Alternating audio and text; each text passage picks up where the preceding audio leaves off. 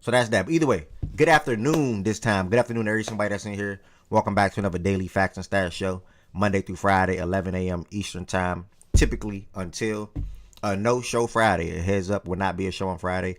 I will be traveling tomorrow. I'm traveling at a time where I can still host tomorrow. So there's no need for me to host. I mean, no need for me to cancel tomorrow. So I'm traveling after the show tomorrow. So again, no show on Friday. Happy early 4th to everybody. Hope everybody enjoy, whether it's with family, friends, significant other, whatever the case may be. So yeah, sorry for the delay. Sorry for the delay on the start time today, but we are here. If y'all was tapped in watching me game today, thank you so much. But let's get it going. First and foremost, I think I'm live on YouTube. Let me check. Because last time I went live on YouTube at the same time, it wasn't set up properly.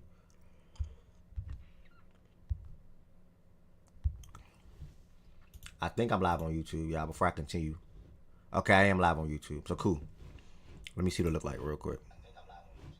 Alright, so it look just like this. I got my YouTube set up properly. So yeah, I will be live on Twitch and YouTube going forward together. But in here, they prefer me to be live on... They prefer Twitch over YouTube, which is totally fine. They prefer Twitch over YouTube, which is totally fine. I got the bread, go ahead. I got the bread, go ahead. Which is totally fine.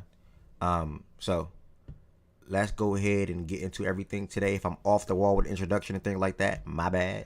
It's not on purpose. It's literally not on purpose, y'all. It's just that I got caught up gaming. I'm early today. Shout out to the Little Box. Shout out to Tina. And let's get everything going. So I am live on YouTube, y'all. Make sure y'all subscribe to Fact and Stats on YouTube. I'ma edit my my Nightbot. That command, I'm gonna edit my command to have easily exclamation point YouTube, and it's gonna come right back to it's gonna go right to the Fact and Stats YouTube. Cause I'm probably never gonna make a gaming YouTube. If I'm ever just gaming, it's gonna be TikTok and Twitch. Like I'm not gonna say ever, but as of right now, I don't plan on making a gaming YouTube. Let me just put it like that. I don't want to ever try to limit myself. So yeah, as of right now, I'm not gonna make a gaming YouTube. So I want to make that very clear. But we are here. Where else? Outside of the YouTube, if you don't have any Fact and Stats apparel, I'm trying to get these shirts off. I'm willing to do deals or whatever the case may be. I got about 10 shirts that's left. Or something like that. 10 shirts that's left on the back that say speak your mind. That's the slogan. Speak your mind is the slogan. On the front, it's the Fact and Stats with a heart shape. This collection was titled, yeah, Andrew. This section was titled Love, Facts, and Stats. So that was my idea behind it when I made it. Shout out to all the ones that got these shirts right here. All the Facts and Stats shirts. Also, if you don't have one, like I said, the website is factandstats.us, and I'm pretty sure, appreciate it, TJ. I said TJ, Andrew. I'm pretty sure that command will pop in a second as well.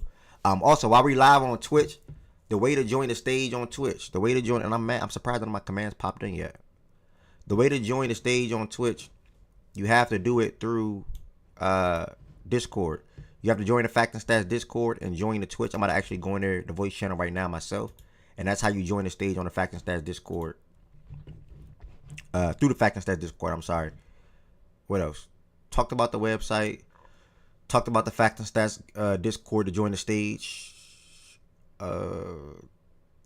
Spoke to how I'm live on YouTube at the same time. And again, I'm a little off the wall right now because I was freaking... 100 subs is crazy, gang. That was from this morning. I don't regret it. That was from this morning, bro. Like, I ain't gonna lie. That's why this show ain't start to 12. I was freaking gaming, gang. And Bad Guy gifted 5 subs. Chan gifted 5 subs. Shaggy gifted a sub. Prop subbed.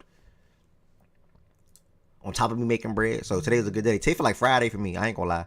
So, again, thank y'all for coming in late. Or not late. Thank y'all for coming in when y'all was able to come in. Let me put it like that. Sorry for me starting the show late at 12 versus 11 today. Again, if you want to join the stage, you got to do it through Discord. I'm trying, Spurs. I'm trying. You got to do it through Discord. So, to get the show started off today, while I'm finally getting on track. Sorry, because I'm a little over the place, all around the place. All right. To get the show started off. Yeah, it is important, by the way. It is important.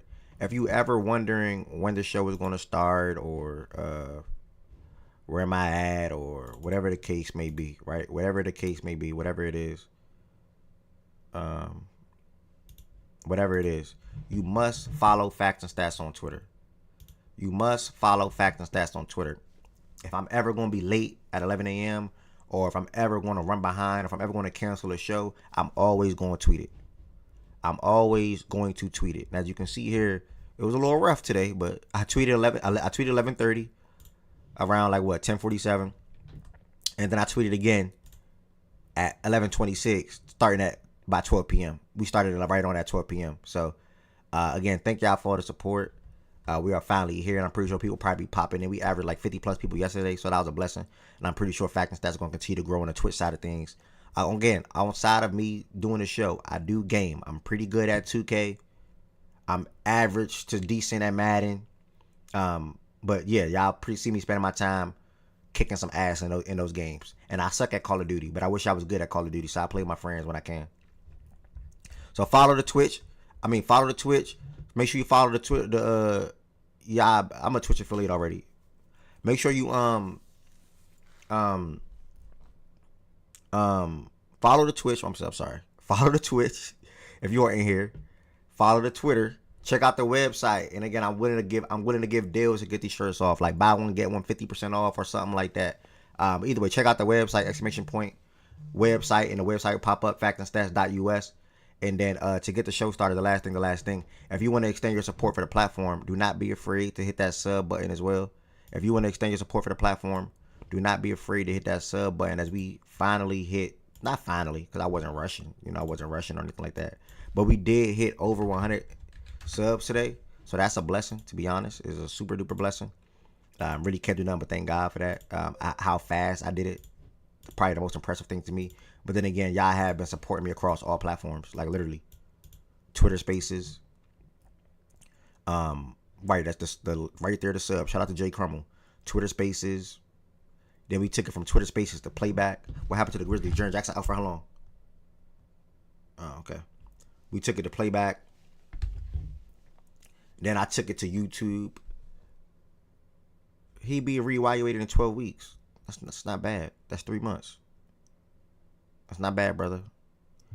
Took it to YouTube, and then after YouTube, we are now attacking Twitch heavily. So we are here. And to start the show off again, I did not watch this game in full because I was caught up playing a game for money yesterday. But I do want to say I'm surprised. I'm surprised, and pretty much just congrats to the Fever, because I didn't expect this. I'll be lying if I would say I thought the Fever were gonna win this game without CC playing, and so forth. But they pulled it out yesterday. They got the dub. So big congrats to them. They're the Commissioner Cup championship. Obviously, that comes with winning some extra money and things of that nature.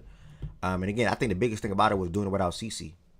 Tez or Shaggy not up here right now. I think Tez probably about to go to work or probably at work. Shaggy is definitely at work. He probably could have spoken at 11 a.m. But if anybody tap into this game or want to join the stage, feel free to join the stage. I'm waiting for it. My commands are all messed up today. I think I was live so much on gaming. Gaming wise, my commands are not popping up. But I just found it. So no, wait, let me see if that works. So there we go.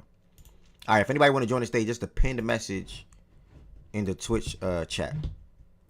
Now we're gonna box score look real quick.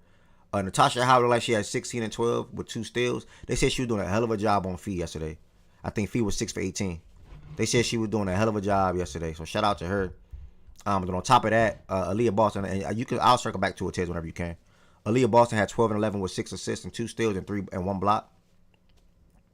She's having a great start to the season for herself, and a lot of people put more and more respect on her name, personally as well. And she's shown why she was the number 1 draft pick 2 years ago, or probably even 3 years ago now. I'm sorry. Kelsey Mitchell was 6 for 16, 0 for 5 from 3, but she had 12. Ariel Ari McDonald, can't remember how you pronounce it. She had 12 points as well, and I'm glad that she got another chance in the WNBA, and especially with the Fever, a good spot for a team that needed or could use a backup point guard. And she had the experience, and she also capable of being able to step in at the starting point guard and still be able to perform. So shout out to Miss McDonald. And then Lexi and Sophie were solid in their roles. Sophie had 13 and 7 off the bench. So overall, looked like a good win for the Fever. After being down 12 to 20 at the end of the first quarter, they outscored them 20 to 7 going forward. And I think, Shaggy's up here now. I think, let me put my headphones on. I think I seen a notification that they want like an 18-0 run or something like that. So we got Shaggy more so up here to talk about this game. Y'all, yeah. Are you good? Yeah, 18-0 run, second quarter. 8 minutes to go. They ain't score for 8 minutes. They ain't make a field goal for 8 minutes straight. 8 minutes straight. Stretch. I told BJ talking crazy. He goes for 30. I said, you lucky she get 20. She stat padded 12 points. Man. She ain't supposed to have double figures. She stat padded at the end of the game. Yeah, cool. Leah Boston started the game on 1 for 8. Ain't about how you started 1 for 8 big points in the fourth quarter. Natasha Howard started the game off like 1 for 6 too. 10 points in the third. Fuck, bro. Natasha Howard didn't make a field goal into the third quarter. She didn't make a basket until the third quarter. Scored 10 in the third. You said shout out McDonald, shout out Kelsey, shout out Sydney Coaster. Sydney Coaster closed that game last night. Defensively off and offensively, she closed the game over Ari McDonald last night. And you seen the impact. Shout out Sophie. How much did Natasha Howard have? 16 and 12. Yeah, Sophie second leader scored with 13. Hit a huge during the fourth quarter. Yeah, bro. I told you, bro. This team is special. I told you, Ev. This team is special, bro. We play defense. The offense was ugly yesterday, coach. No CC, but yeah, we strap shit. Shout out to the so-called best in the world, Fee, though. Yeah. We're a hell of a player, man. Hell of a player. All right, shout out to the Fever, bro. I don't really got nothing. I forgot. Shout out Steph White. The Lynx was about to go on a run in the fourth quarter. Players about to come back. They went 3 bigs on us. We had a small lineup out. Sophie, Steph White instantly called a timeout, got the bigs in the game. Shut that shit straight down. Like, bro. I'm telling you, Ed, championship, bro. We went to the ring this year, bro. I expect nothing less than a championship. All right, bro, because 2 weeks ago you were saying Natasha did, so I don't know, Yeah. That's the good thing about players. Either her or Steph White is listening to the show. They're listening to the show because they hear me. They hear me call the bullshit and they fixing it. She's playing within the offense now. She ain't forcing shit. When she play within the offense, she look her best. They listening, bro. I'm telling you. All right. Appreciate that, bro. Shout out to the Fever again. Commissioner Cup champions. That was amazing. I love seeing them celebrating the locker room like that. Yo, shout out to the haters, too. You heard what CC said. The whole league mad. They are mad. Shout out to the haters. Now I'm saying the Commissioner Cup don't mean nothing. That's what I'm saying now, Ev. It don't mean nothing. You see the tweet. You see the tweet, brother. When I put hashtag most hated, that's why they mad. Nah, shout out to the girls though, man. I ain't get to watch the game. I was at work, but I was box score watching, depending on Shaggy. But I did watch it back this morning, like the highlights and shit. They jumped out on us, bruh. They definitely did. I think it was 18-9, something like that. And going to the second quarter, like Steph White said, came back, paid attention to detail on the defensive end, get the steals, get the rebounds, push the break. That's how you get back in the game, bro. Shout out to all the girls, man. I ain't gonna lie. I don't want to really, because I don't want to miss no names. So I want to just say shout out to all the girls. It's really the whole team. All of 9 players that play, shout out to all of them, bro. They all yeah. That's what I said. I don't want to, because I don't want to miss no names. Shout out everybody, man.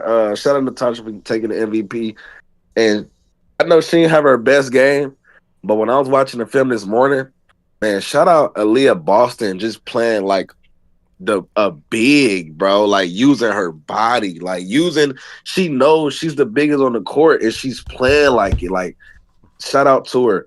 Shout out McDonald, bro. Big addition, bro. I ain't gonna lie. She changing the trajectory of the team, bro. Big shout out to her. She making her open shots. She playing defense. She don't really miss a lot of layups. That's one thing that I did peep. She makes all her fucking layups. Shout out to her. Shout out Lexi.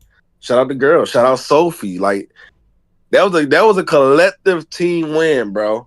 Collective team win with good coaching, bro. So shout out to the girls, man. But if it was anybody else, it would have meant something. But since it's us, it don't mean shit. It is what it is. Commissioner Cup champs, WNBA champs next. Line anybody up. Hey, don't forget, shout out ESPN as well. ESPN did the craziest shit I ever seen in my life yesterday. Nah, that was insane. The video. Bro, I thought it was a troll. I had to click the link. I'm like, oh, this is real? Okay. Yeah, ESPN. That was insane. I ain't gonna lie. Making a graphic and having a scheduled show or whatever, saying that the Lincoln already won and the game wasn't even played, it was insane. I'm not gonna lie, that's so disrespectful. So it's really just shout out to the Fever. Great upset. Definitely like they held their own. They make them struggle from the field and 3. While they shot good from the field and 3. And did not miss a free throw in last night's game. So It came out to play. Another, the defense was so good as Mhm. they were smart during the game. The Lynx are the best 3-point shooting team in the league, and they shoot the most. We held them to like 11 attempts going into the fourth quarter. We were running out the 3-point line. What they wanted to do, we took it away. They couldn't get their threes up. Took it away. They couldn't do shit.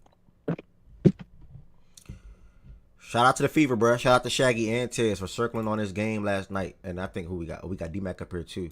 D-Mac, you got anything to say about that game last night? I did not have a chance to see it. Okay, I no don't think. problem. No problem. Yeah, but shout out to the Fever, man. Played obviously the Lynx, and anytime you can have the defensive effort that they did on Collier, obviously just going off the box score, it's impressive. I picked up Ari in fantasy because I knew that she was going to be a key piece for them based on for her first stint there, and obviously filling in with while Cece has been doing with the injuries and stuff. So she's giving them a little spark. They got a balanced game. Obviously Natasha played solid. Kelsey also, he was inefficient, but got enough done ultimately.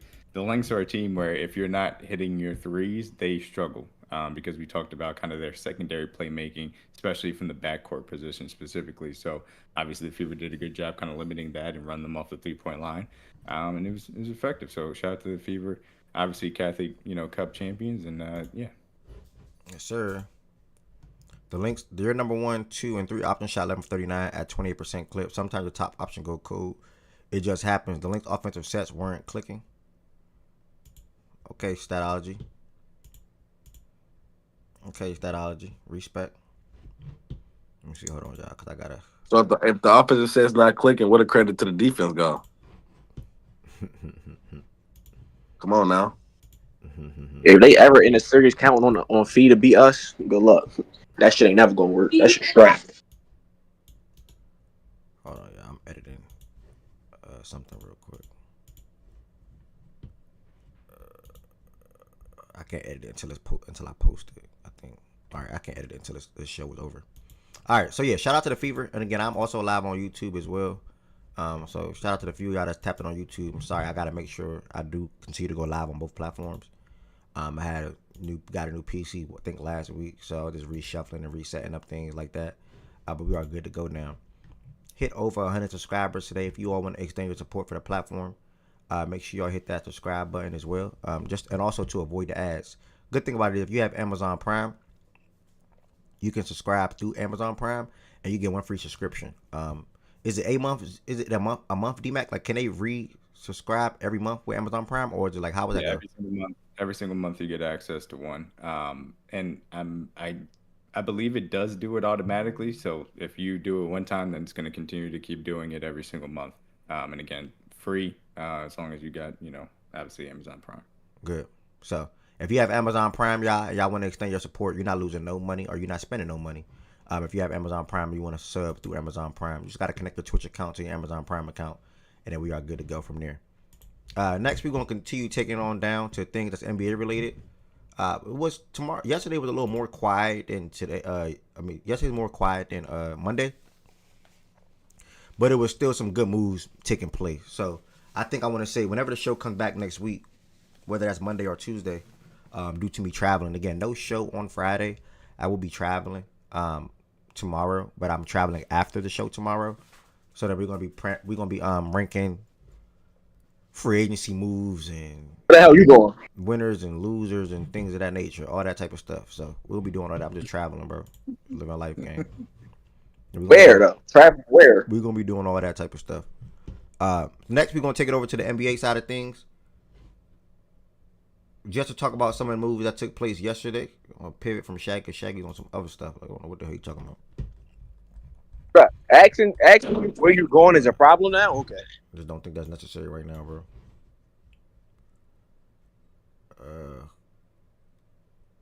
They got to manually sub again with Twitch Prime each month. That's a bet. How did it? Okay, here it is. Cool. All right, so picking up things from yesterday, I will say. Yeah, yesterday after the show was pretty quiet. Jakob Poeltl signed a 4-year, $140 million contract extension with the franchise through 2029, 2030. I think this was something that I'm not going to say had to do, but had to do. You know, when you go out and you trade for a guy like Jakob and what they traded for him, I believe it was a first round pick or so involved. You got to try to let's see what he's been doing since he's been in Toronto. Hold on, before I talk. They gave him too many years though. He's like 29, right? About to be 30. Yeah, Pretty. yeah, 29. So since he's been there, I mean, I guess you know, it was 11-8, 14-10, basically. 12-10 another year or whatever the case may be. I mean, I guess he's cool. Jakob is not a bad center, so I don't have nothing bad to say about Jakob as far as him being a center. The aspect of it, like who he is as a player, is more so just me that team. You know, the Raptors could have some potential this year, and I am hoping for the best for them with Scotty and Bi and Quickly and RJ and Jakob and even Colin Murray Boyles and Grady, Jacoby Walter, who had some good moments last year for them. So I mean, the Raptors do have some fake little potential. They just got to obviously put it all together. And I guess this is just a step with them trying to continue that going on down. The last year will be no, I'm sorry, excuse me. Yeah, excuse me. So he basically added 3 years to his deal. So that's pretty much all I really got to say about Jakob and the Raptors. I mean, why not? You didn't draft Malawak, so I guess them not drafting Malawak at that pick right there would lead to the Suns getting him. They viewed it as, okay, we're just going to extend Jakob Poeltl anyway, and we're fine. We probably don't need a center that we're going to be trying to develop or bank on. We can still just have Jakob for the next for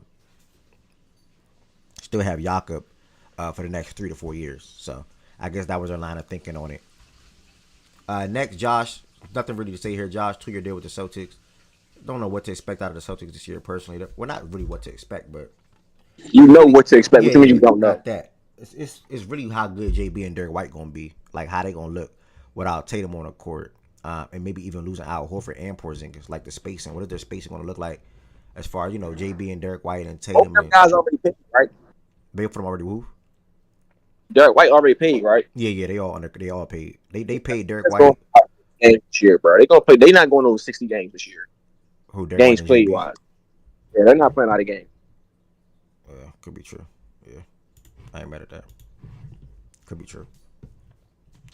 We got Pritchard and you John, don't have the fake hope for the Celtics. I'm not going on no vacation, by the way. Don't have the fake hope. I didn't even see that comment. Don't have no fake hope for the Raptors to be anything this year, dude. Like, I hope that's not what you want this year. Like, y'all not about to be. Milo, come here. Come here, Milo. Come here. Y'all not about to be on nothing, John. Respectfully. Letting you know that right now. Or I'm trying to snooze my notifications in this Twitter chat and it's not working. Like, I don't get it. Why is it not saving, bro? Bro, mine's doing the same thing, bro. I thought I was tweaking. It's throwing me off, bro. Nah, mine doing the same shit. But I be when I be at work, bro. I be turning off. I turn the whole thing off, bro. I ain't gonna lie. Bro, I like in the settings type shit. Yeah, I had to just go on D&D. It's throwing me off. We need guys to be more active, man. I'll be in the chat, man. The stage, man. Real. I know you're on a new platform, but man, come get active, man. Stop being scary, man. Get on the stage, man. I'm at work right now. I've been up here every day for Twitch while I'm at work. Shout out to Shaggy, by the way. P-Kai's on some facts. Yeah, man, don't forget, y'all, to join the stage, you join through Discord. There's the pinned message on the Discord. And again, I know me not starting at 11 a.m. probably threw some things off because we definitely had a good crowd in here yesterday. Well, at least 20 to 30 more people in here yesterday. We averaged 50 plus people yesterday. Right now, we're at about 30.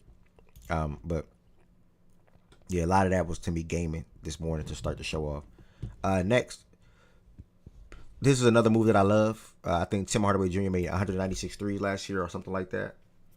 Somewhere in that ballpark. And he's now taking his talents to Denver on a vet minimum. Like a vet minimum, bro. These niggas got Bruce Brown and Tim Hardaway Jr. on vet men's. Bruce Brown and Tim Hardaway Jr. on vet men's. Like, I want to make that. And they can find somebody else, too. Sorry, didn't mean to cut you off. You didn't mean to cut me off. You did it. Yeah, I did. Yeah. I'm trolling, bro. I'm trolling.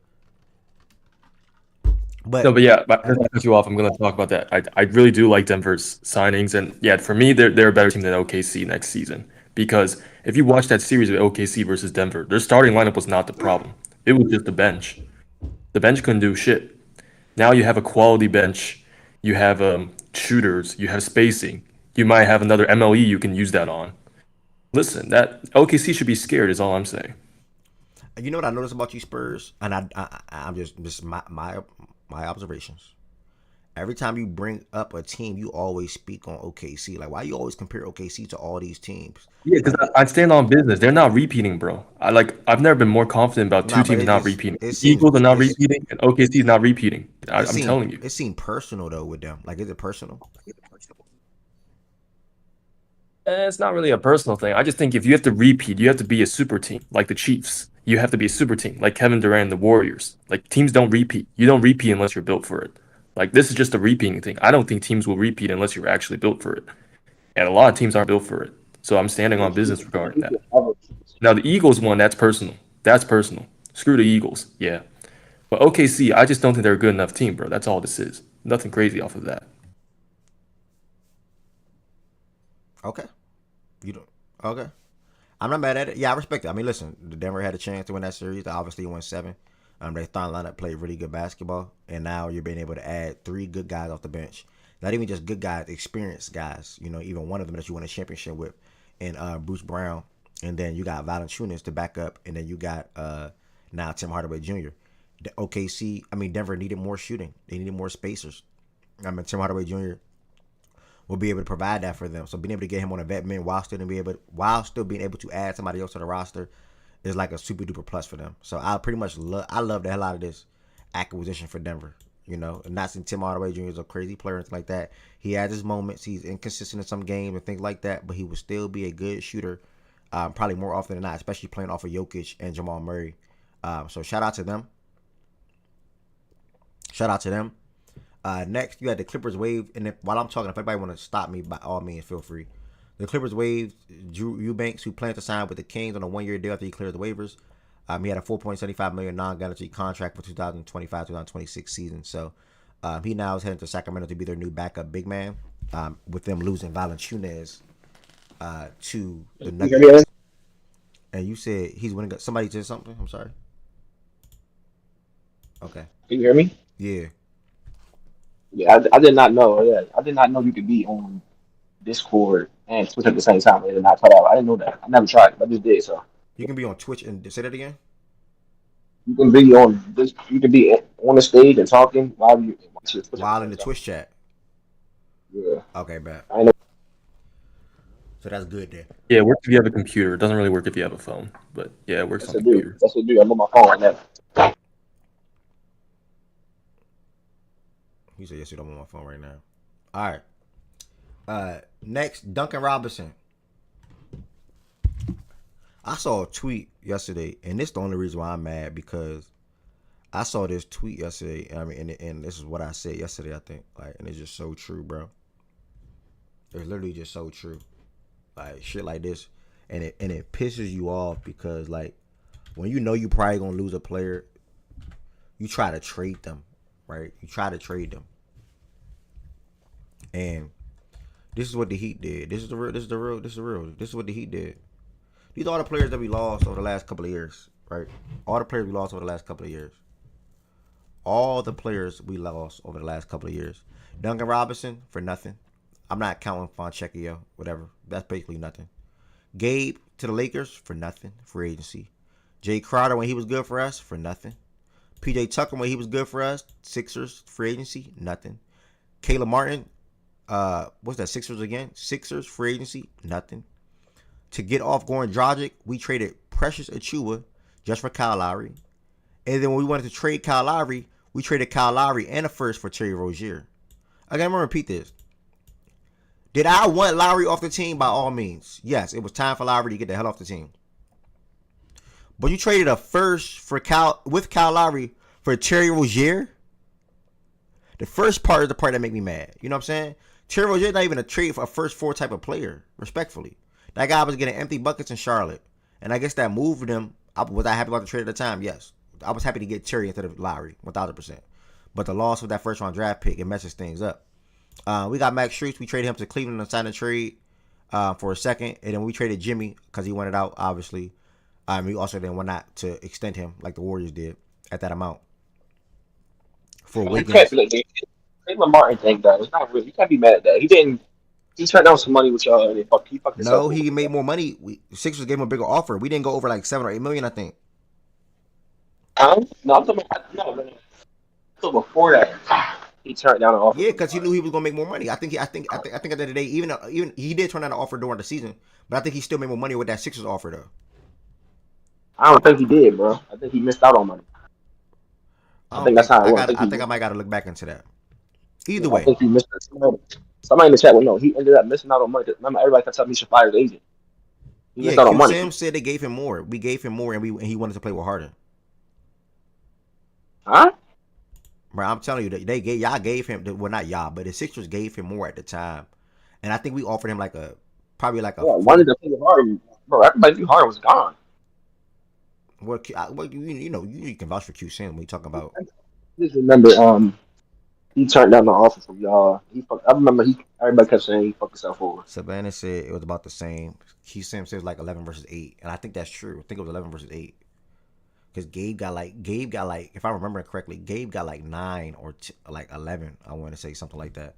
Matter of fact, I can pull it up right now. What's No, Gabe? I think this what happened. After he hooped in the conference finals and shit, y'all offered him. He turned that down. Then y'all fight spun back during free agency though. Yeah, Gabe That's got. what I'm saying. Yeah, right. I don't blame him for that. And then with free agency, he went to No, get the more money.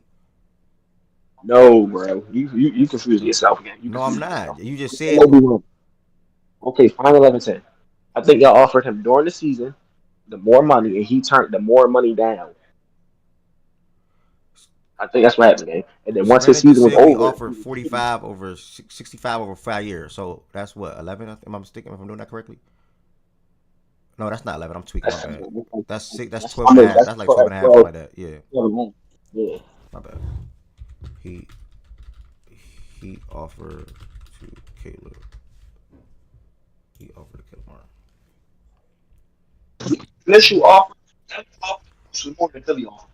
Remember that shit. Turned out a deal that would have paid him 65 million over the next 5 million. Stay with the Heat, and they signed a 4-year guarantee for more than 32 million with the Sixers. I knew I wasn't bugging, bro. He turned that shit down. Everybody was calling him a dumbass. Mm. Well, thank God we didn't give him that. What the hell? Yeah, bro. I'm telling you, that was y'all first offer, like during the season. Right after the finals. Remember that shit, bro. He turned that shit down. Yeah, thank God we didn't give him that. What the hell? The Heat was tweaking for even offering that. What the fuck? That's why I said once free agency hit, y'all double back, and then y'all lowballed him because he was ass. Like respectfully, he didn't have a good year that year. Remember? Yeah, they was tweaking. Never mind. Never mind the Caleb, but I knew Gabe got 11 something. So Gabe got that 11 something. Bro, be real with yourself. What the fuck was trade for PJ Tucker? Respectfully, who was doing that? Uh, the thing about it is the Heat wouldn't have traded PJ at the time anyway. This situation, this tweet, it's some facts behind it, but they also wasn't going to trade these guys anyway. Now, one person that 1,000% should have been traded this year was Duncan Robinson. Like, you should never put yourself in a situation like this to where you basically just lose Duncan for nothing. While one of them teams out there that was looking for Cam Johnson or looking for some of these big name guys to help stretch the floor out, you could have probably got Duncan Robinson off. And if the second round pick was back, that's cool. You know what I'm saying? Even yesterday's deal with the Pistons, I still wanted them to at least get a second round draft pick. But whatever, it is what it is. Fonseca is expiring. He's not really going to be utilized. Or hopefully not kept in Miami for the foreseeable future after this year. So it is what it is. Duncan moves on to Detroit to go play with the Pistons on a 3-year, $48 million deal. I'm happy for him. I ain't gonna lie. One, he got a big, long contract relative to him. Like, this man grinded. Duncan grinded. I think Duncan went JUCO, D2 or D3, something like that. Was undrafted. He gave him a chance. Then he got that big he got that big contract like 5 years ago. Around that bubble time. 5 year 90? Yeah, something around like the bubble that. time. And then you play that whole contract out and you still get 16 right now. You know what I'm saying? So really just shout out to Duncan, bro, honestly. I do think he can bring some good things to Detroit. They obviously about to lose Malik Beasley. They obviously lost Tim Hardaway Jr. And then they obviously lost Dennis Schroeder, which really doesn't really matter too much for me in that aspect. But Cade Cunningham needs facts, man. Yeah, this was good for them. Yeah, this was good for them. Did Yeah, you I'm hear not the saying, I'm report, not, Ev, about They basically gave him Beasley's contract. Oh no, yeah, I'm hip. Yeah, I'm hip. You can say the same thing for Karras too, but Karras just got one lesser year on it. I'm sorry. One less Now, year. Karras was the Schroeder. They couldn't. It was more of the Schroeder money that was freed up. I'm not saying that. I'm just saying you can say the same thing for the Karras contract. Karras got 229, I believe, or something like that. They were going to originally offer Malik 342. So if you add one more year to that Karras deal, then that's Oh the same. yeah, okay. Yeah. Now I'm hip. Okay, now I know what you're saying. Okay. Yeah. So Duncan actually got more than what they were going to give Malik, if I'm not mistaken, if I'm doing the math correctly. I think Malik was at 342 from what I saw, the report that I saw. Yeah, that's BJ. You think them getting Duncan was them not pulling the plug for Monk? Yeah. The thing about Yeah, but go ahead, Tim. if you see the reports about the Malik Monk, they basically Sacramento is really trying to come up. Like they don't want to put in multitudes of picks, and you know what I mean. They don't believe Monk is that type caliber player, like where they're gonna give up real assets. You know, it had to do with the mismanagement of what's his value, because it was damn near a done deal. I think I remember Jacob Fisher was tweeting about it. It was eyeballing it.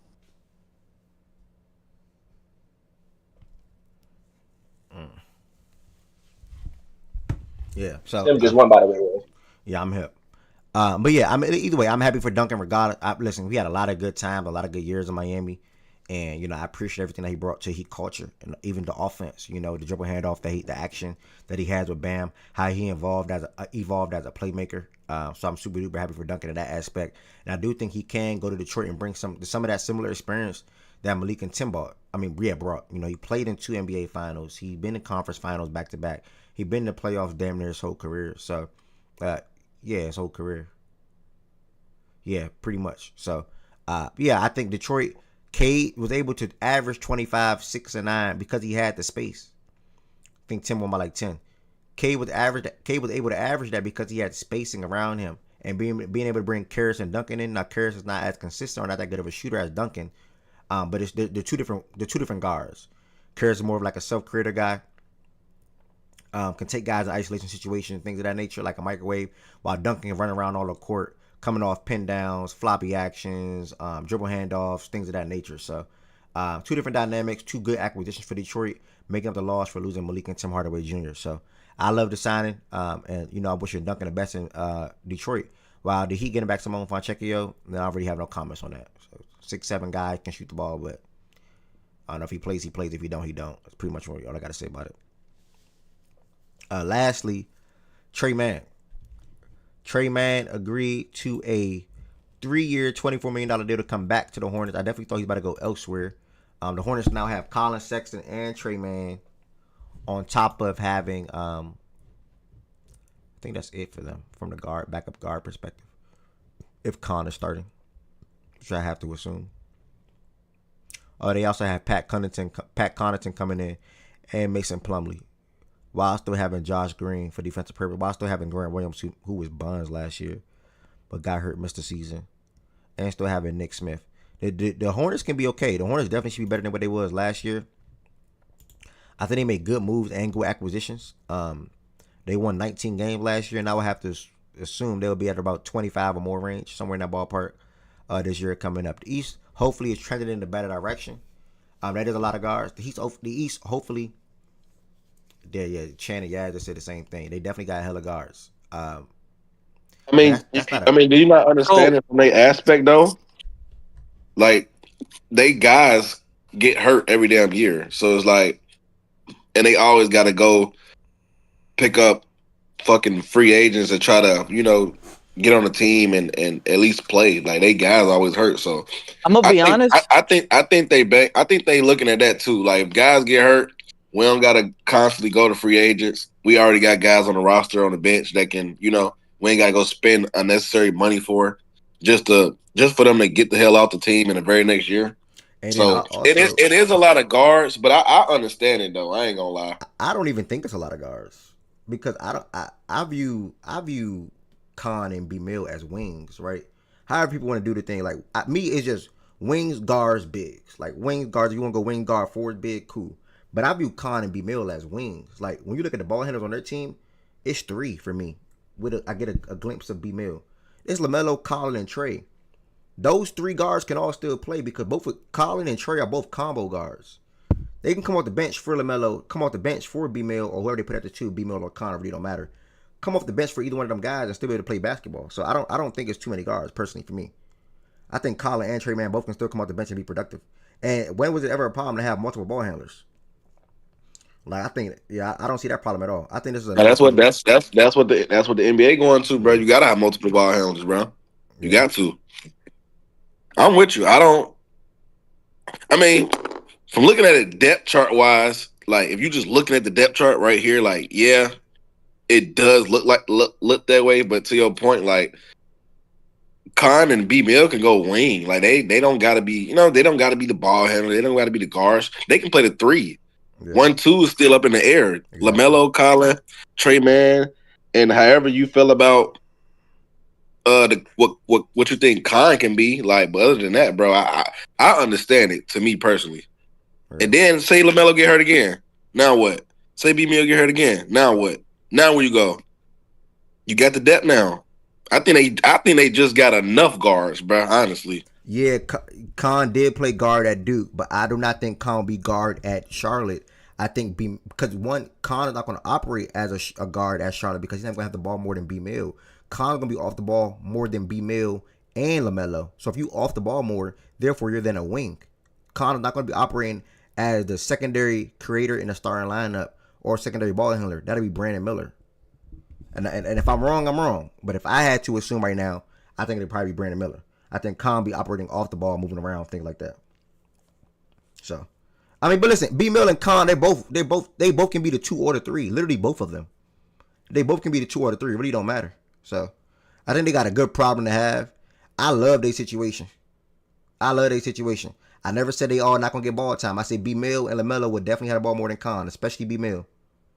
B Mill would 1,000% have the ball more than Khan. I think Khan's gonna be operating to start off like. Khan's gonna be moving all around the court. He's just a high IQ guy. He cut to the basket. He take back doors. He slash. He shoot. He can handle the rock in a pick and roll setting. Like he's just an all around good player in my opinion. I love the Khan pick. Like if Ace wanted to come to Charlotte and they had the opportunity to choose Khan or Ace, I would have still took Khan. Like I don't blame him for that. Like I would have still took Khan. So like I think they was in a situation where like we don't gotta force the Ace shit. You know what I'm saying? Because Khan is the guy that's gonna step in and be able to play his role on a night to night basis and not really do too much. You know what I'm saying? So that's how I look at it. Personally. Either way, Charlotte, good problem to have. I think once they get that, they got to move on from Miles Bridges. It's not a problem with Miles Bridges. I don't have a problem with Miles Bridges. But eventually they got to get that real forward that they want to try to build with. You know what I'm saying? They got a good, if they ever want to trade off LaMelo, when you look at B Mill and Khan, that is really good. I'm not saying you trade LaMelo. I would not trade LaMelo as of right now. But if they get a good little forward in there, that's not Miles Bridges, and replace Miles Bridges, or even you can keep Miles for the time being. You know what I'm saying? That's fine too. And center, obviously, we need a better center to eventually come in instead of Ryan. So, I mean, Charlotte, man, I expect them to win more games this year. Think they'll be a fun team to watch this year, long as they're healthy. I'll make that very clear, long as they're healthy, because LaMelo and B Mill had a lot of good games together last year. Yeah. B Mill 6'10". B Mill. Nah, he's not. He's 6'7" without. He's like 6'6", 6'7" without shoes. Why the hell BJ 6? I'm like, wait, what? He love gassing it, but hold up. I'm like, wait, what? Nah, that's a crazy gas. Yeah, I'm like, wait, hold on. This nigga's 6'10". But listen, it's hoax. Y'all gotta stop like listening to Twin when it comes to hoax. But listen, hold up. I'm like, hold on, gang. Trey Mann, in my opinion, took a team-friendly deal. When you see players or organizations, they decline a qualifying offer.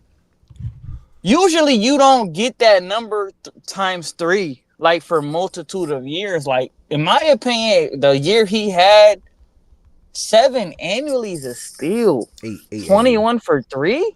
8 24 for 8. He could have 24 for 8. 24 No, 20. Yeah, I can hear That's a steal. Like he's easily like 11-ish because the production he was doing when LaMelo got hurt. He played 13 games. This man hasn't played over 30 games since his second year in the league. What are you talking about? Yeah, I don't know. I'm talking about when he's on the court. You talking about 10 friendly deal. Yeah, on the court. yeah. I was gonna wait till you finish. He literally played 13 games on the court. Tween, I hear you with. You don't get paid for game, like what? You get paid for how you Oh, play. shut up. What are you talking about? Tween, I hear you with the typically when that qualifying offer just gets declined, they typically go elsewhere. I think they was in communication. Exactly. I think they hold on. I think they was in communication with Trey, saying, "Hey, we can't decline this. You can see what's out there for you.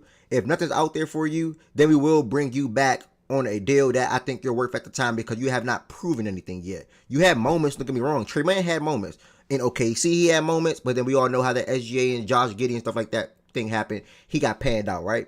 He ended up going to Charlotte. I think it was for Michik or something like that. He now come to Charlotte, like Shaggy was just saying, like the injuries, like he just keeps getting hurt. Trey Man is a talented offensive player. Trey Man is a talented offensive player, but let me just check his games played. Bro, look at that shit, bro. Look at that shit. That shit is ridiculous, bro. It's ridiculous. He's not playing enough basketball, bro. That's all it is. But, he's not. Yeah. What the fuck you do, nigga? Games played. I mean, if that's a factor, because the number, Bro, it's always a factor, bro. Hold on, I'm just listening. Listen, my point is this, brother. Y'all losing I need to me. sound from when Tween talking with you over there. I'm saying you decline a qualifying offer, you re-up him at that same number. That's when Tween coming. When Tween coming, you got. That's all my point is. It's not he's not playing this. He's not, bro. We talking about the league. You telling me that? That's a come on, bro. Your mic is low. I can't. Bro, nobody not understanding what you're saying. But you're missing the correlation part about it, bro. Like nigga can play 5 games and then you will come out and say, bro, it's not about that.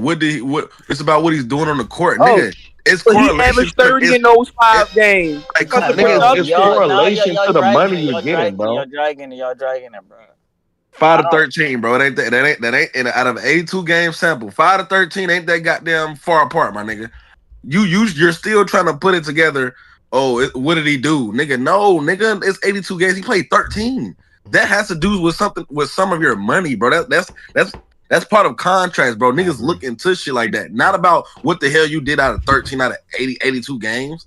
No, nigga, you gotta play games. You gotta get on the court. It's not about the it's about the level of play. Y'all, bro. Nobody gives a fuck, bro. You played 13. How do you know what level of play you are barely on the court, bro? Y'all don't understand how contracts and negotiations and deals work. Bro, you clearly don't. Y'all just looking at the face value. Oh, okay, cool. He played. He missed half the year. Missed 75% of the year. Okay, kudos. I'm not saying he didn't. I'm looking at it from a different perspective. Y'all not, bro. It's cool. We can move on, bro. All right. Y'all done? Wait, what happened to him? Bro, I said y'all can move on. They That's how I know this idiot. This how I know this idiot don't work a real job. That's probably the dumbest shit this nigga ever said, bro. This how I know this idiot don't work a real job. That's how I know he's a DoorDasher. He's a DoorDasher. He don't work a real job. There's no way you think niggas ain't getting paid off availability. Like, what are you talking about? Bro, what are you talking about?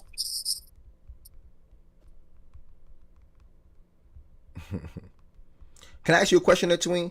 What do you think he was worth on the open market then? If he took a team-friendly deal, just curious. Looking at these games played, looking at these statistics, what do you think he was worth on the open market? Just curious. I think he's worth more than what he signed for. That's all I was saying. Now, can you give me a number if you could? Just like, I don't know the exact number what it would look like, but I know it would be more than 7 or 8. It'll probably be like maybe annually 3-year deal, probably closer to maybe 12, 11-ish. Like he got 8, 11, 4 million extra, 3 million. Nothing shows you that he's worth the full MLE though, because that's giving out money to one, an unproven player, and 2, a player that hasn't been healthy throughout his career so far.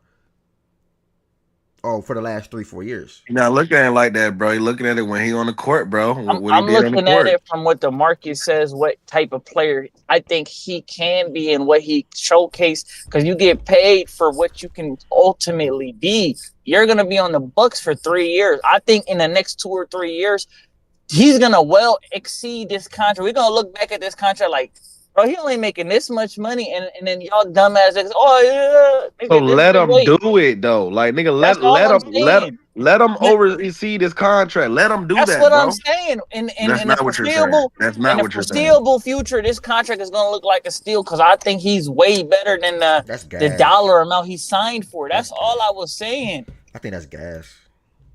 Super gas, bro. Yeah, We can move on, I bro. think the foreseeable future part is But yeah, gas. for one, you're drafting Trey Man anyway. Come on, you're Yeah, drafting what kind of player he is. That's the problem. You're drafting who the fuck Trey Man is. No respect to him. He's a decent player, good player, but you're drafting. Like,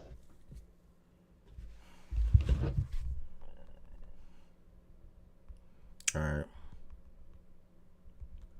All right. No, I don't research hair pills.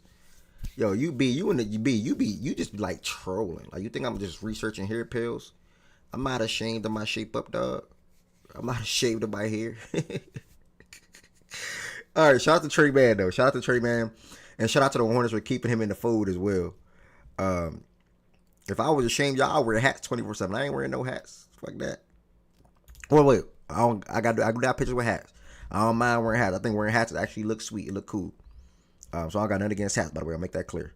This was the last thing that took place. The Trey Man going to Charlotte, 3-year, $24 million deal. And now we gotta wait for it to. Yeah, we gotta wait for some more moves. I don't know what else is out there at the moment, but I got a nice thing that took place. We got breaking news today. wait, what happened? Teams around the NBA are not interested in LeBron James. Bro, I did not see teams. I saw the Cavs. What team did you see? It said teams, or did it say Cavs, bro? I think you gassing, bro. Oh, no, I seen somebody interested in that old head. Bro, the Cavs would have to do too much to get Braun anyway. So like that's why it doesn't make I sense know. for them. It don't make sense for the Cavs, bro. You don't try to be disgusting on Braun, bro.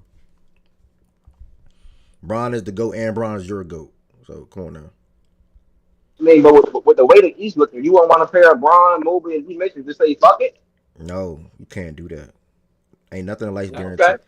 Ain't nothing in life guaranteed. I still don't see why you can't personally. And I'm basing this off of. I ain't saying it was guaranteed, bro. Yeah, it's not a guarantee. I don't want to make it sound like it is, but I'm basing this off. Why is Mike so low?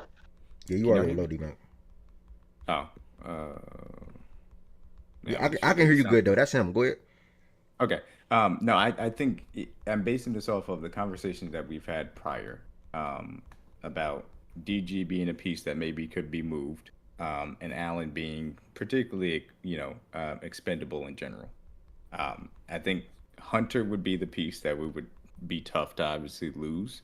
But when you look at how their team is currently constructed, the fact that they would still have Mobley and Mitch as those secondary pieces around Braun.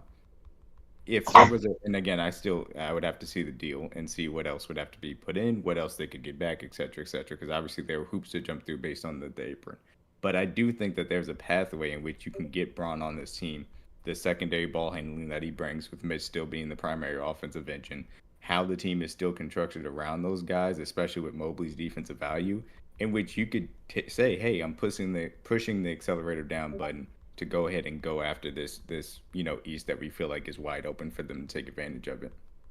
And the secondary part of it is, for me, I truly think that this might end up being the best window for the Cavs to get out of the East and have a chance to compete for NBA Finals. Maybe I end up being wrong about that. Maybe they have subsequent moves that they can go and improve upon this roster later down the road. Very possible, and I admit that. But I think that there is a nice window here with Mitch and Mobley at the levels in which they are playing, and they have the opportunity to get this guy. Now, of course, there's this other kind of aspect of it. Hey, Braun could have opted out, could have signed a free agency, made this plausible, et cetera, and obviously that's a different conversation. But all that being said, I do think that if that is possible, as far as a deal can materialize that makes sense, then I think that's something that they should pursue. Now, obviously, their franchise may feel like, hey, we don't need to do that right now. We feel good about where we got these young pieces. We're good. We're just going to keep on, building the way we have. Me personally, I don't necessarily see the finish line being a NBA championship in the way that they're currently on. But again, they can always prove me wrong in that. I wholeheartedly disagree with that assessment. If you're jeopardizing your future, where just to get a Bron at this stage of his career. Are we forgetting what Darius Garland, the level of season he had? In my opinion, he was the best player for the Cavs. He was one of the best floor generals, the clutch player. Look at his numbers. Like, he was literally the system. You're telling me you're putting Garland, you're putting Allen, and ultimately you might have to throw in Hunter for LeBron, because you gotta match 53 million or 52 million. Like, bro, that's an awful move by Cleveland. Why would they do that? He don't even know the facts. He don't even know the facts. Don't respond. Don't know what stats.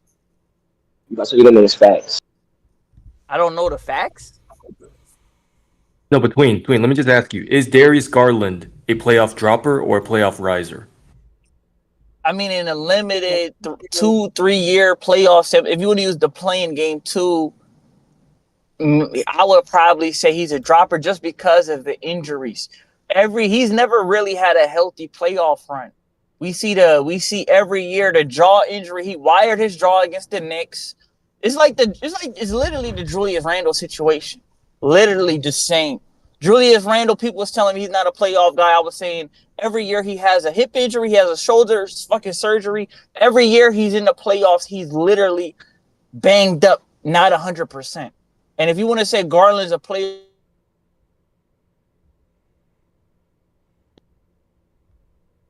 I got a phone call, my bad. If you want to say Garland's a playoff dropper because he's banged up in the playoff Spurs, go ahead, I guess. But I'm not trading Garland, Allen, and Hunter for LeBron at this point of his career. No, I think the crazy thing is LeBron's value is so low right now because of the 1 year contract, 51. I don't think the Cavs need to trade all three of them to get LeBron. But you have to make that money work. 50, you have to match 53 million. Bro, so they have to trade 6 players and then trade for LeBron. They cannot trade. I don't even know. They're over the 8. They got to get under the 8 by trading 6 players.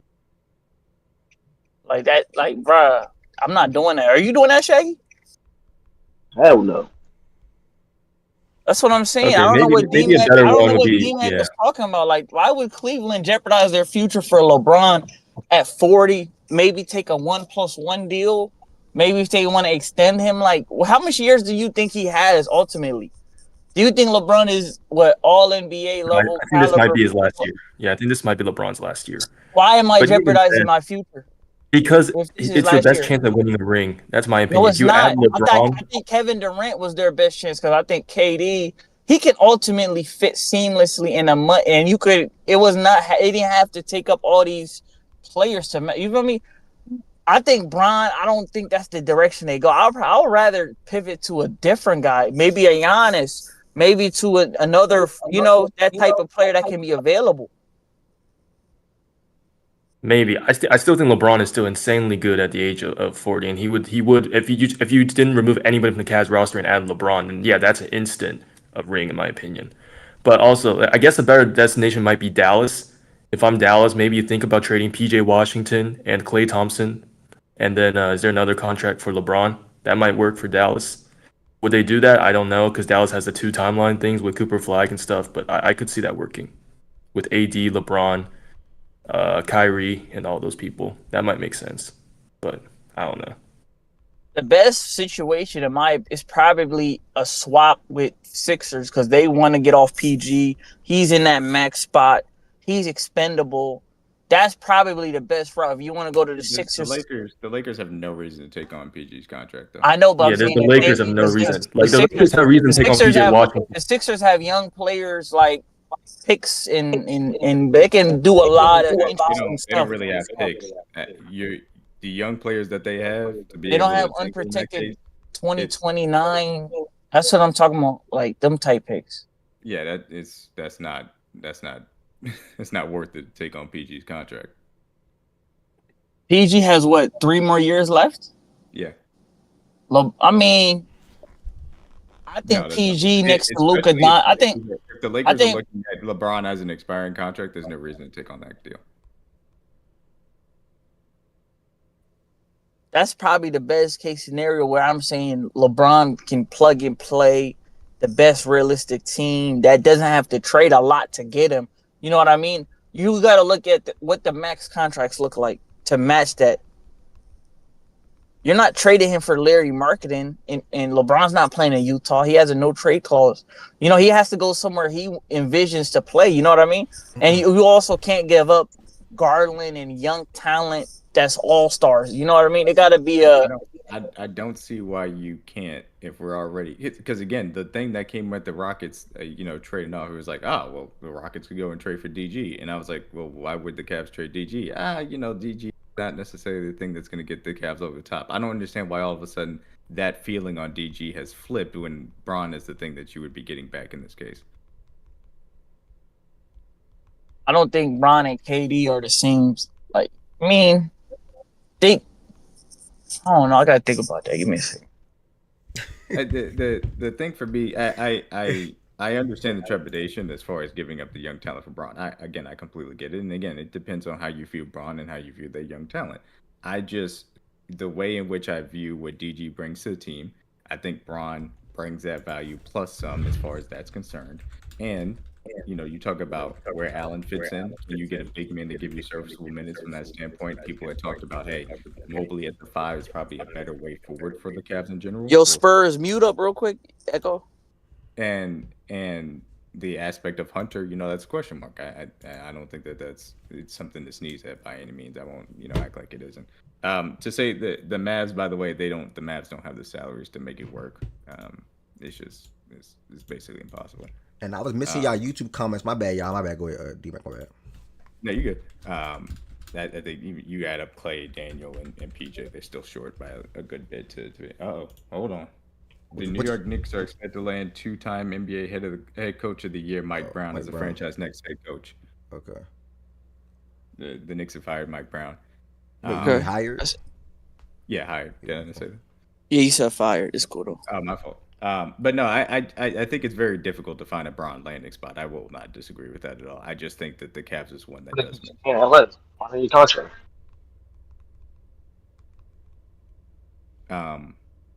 The Knicks doing all of this to land with Mike Brown, man, is something. The difference between, in my opinion, KD and LeBron is KD isn't hinting at retirement every offseason where you got KD, in my opinion, they probably both are all NBA caliber. Appreciate Easily that follow. top 15, top 10, top 15 players in the league. It's just like different. LeBron, it's like you got to take a 1+1. You don't know if he's leaving next year, the year after that. KD, I think he's going to be on the books for, if he signs his extension with Houston or if he signed an extension with Cleveland, any team is going to be another 2 years guaranteed. You know what I mean? It's just, I feel like there's less. Where D-Mac was making he was alluded to the point between KD and LeBron. What's the difference? You already offered Garland. I don't think they view it as the same. There's already reports they don't want to go even make an offer for LeBron. No, I wasn't comparing KD and LeBron in that case. I was comparing the fact I was bringing up the fact that after the KD trade and people were talking about what the point guard play for the Rockets was going to look like because they had protected so many assets and not having to trade them for KD. That people were bringing up Garland as a target. And I was like, okay, but why would the Cavs trade Garland? And in the course of those conversations, people were bringing up that, hey, is he the guy that's ultimately going to get them over the top? A lot of people had question marks about that. So my issue was, why is it different from this standpoint? And I understand, again, you're trading for an older asset than you are in this case. But why is DG all of a sudden not as expendable in the case of you're trying to go after an NBA championship next year in an East that's vulnerable? Compared to the conversations that we were having with the Rockets and DG possibly being a target for them is what I would... Also, you got to look at it like they're a well-oiled machine. There's with Kenny Atkinson, they're playing a certain brand of basketball too. Like they did not have anybody that D-Mitch backpedaled his usage on ball creation. When you look at Garland, he was more of a table setter. He was trying to get guys open. Ty Jerome, when he was there, if you just plug and play LeBron, let's say he goes there. What Kenny Atkinson envisioned with it was like a Warriors tempo style basketball. Everybody eats, all live matter offense. You bring in Bron. Can Bron play in that situation? Is he going to, because Bron is so good, he's going to like make the offense his offense. You know what I mean? Like he's a one-man. He's a one-man offense. He can dead ass do it himself, but that's not how they were 65 wins. I think you've seen that, especially when Luka came. He's in a position in which he's ready to take a step backwards. And so if the best thing for them is to continue to run a similar system and Mitch be again the same offensive engine that he was before, and Braun slides into the DG level of secondary playmaking, I think that is an offense or a system, I should say specifically, that wouldn't have too many issues as far as synergy is concerned. Well, we'll see if it happens, guys. This is all fantasy. Yeah, It doesn't seem too likely, honestly. Yeah. But good combo either way, though. Tween and D-Mac regardless. So definitely appreciate y'all. Also, breaking news: D-Mac was just like D-Mac just spoke to. One, I'm happy for Mike Brown. Y'all, I don't know. Y'all ever just? I can't be the only one. Y'all ever just fuck with a coach?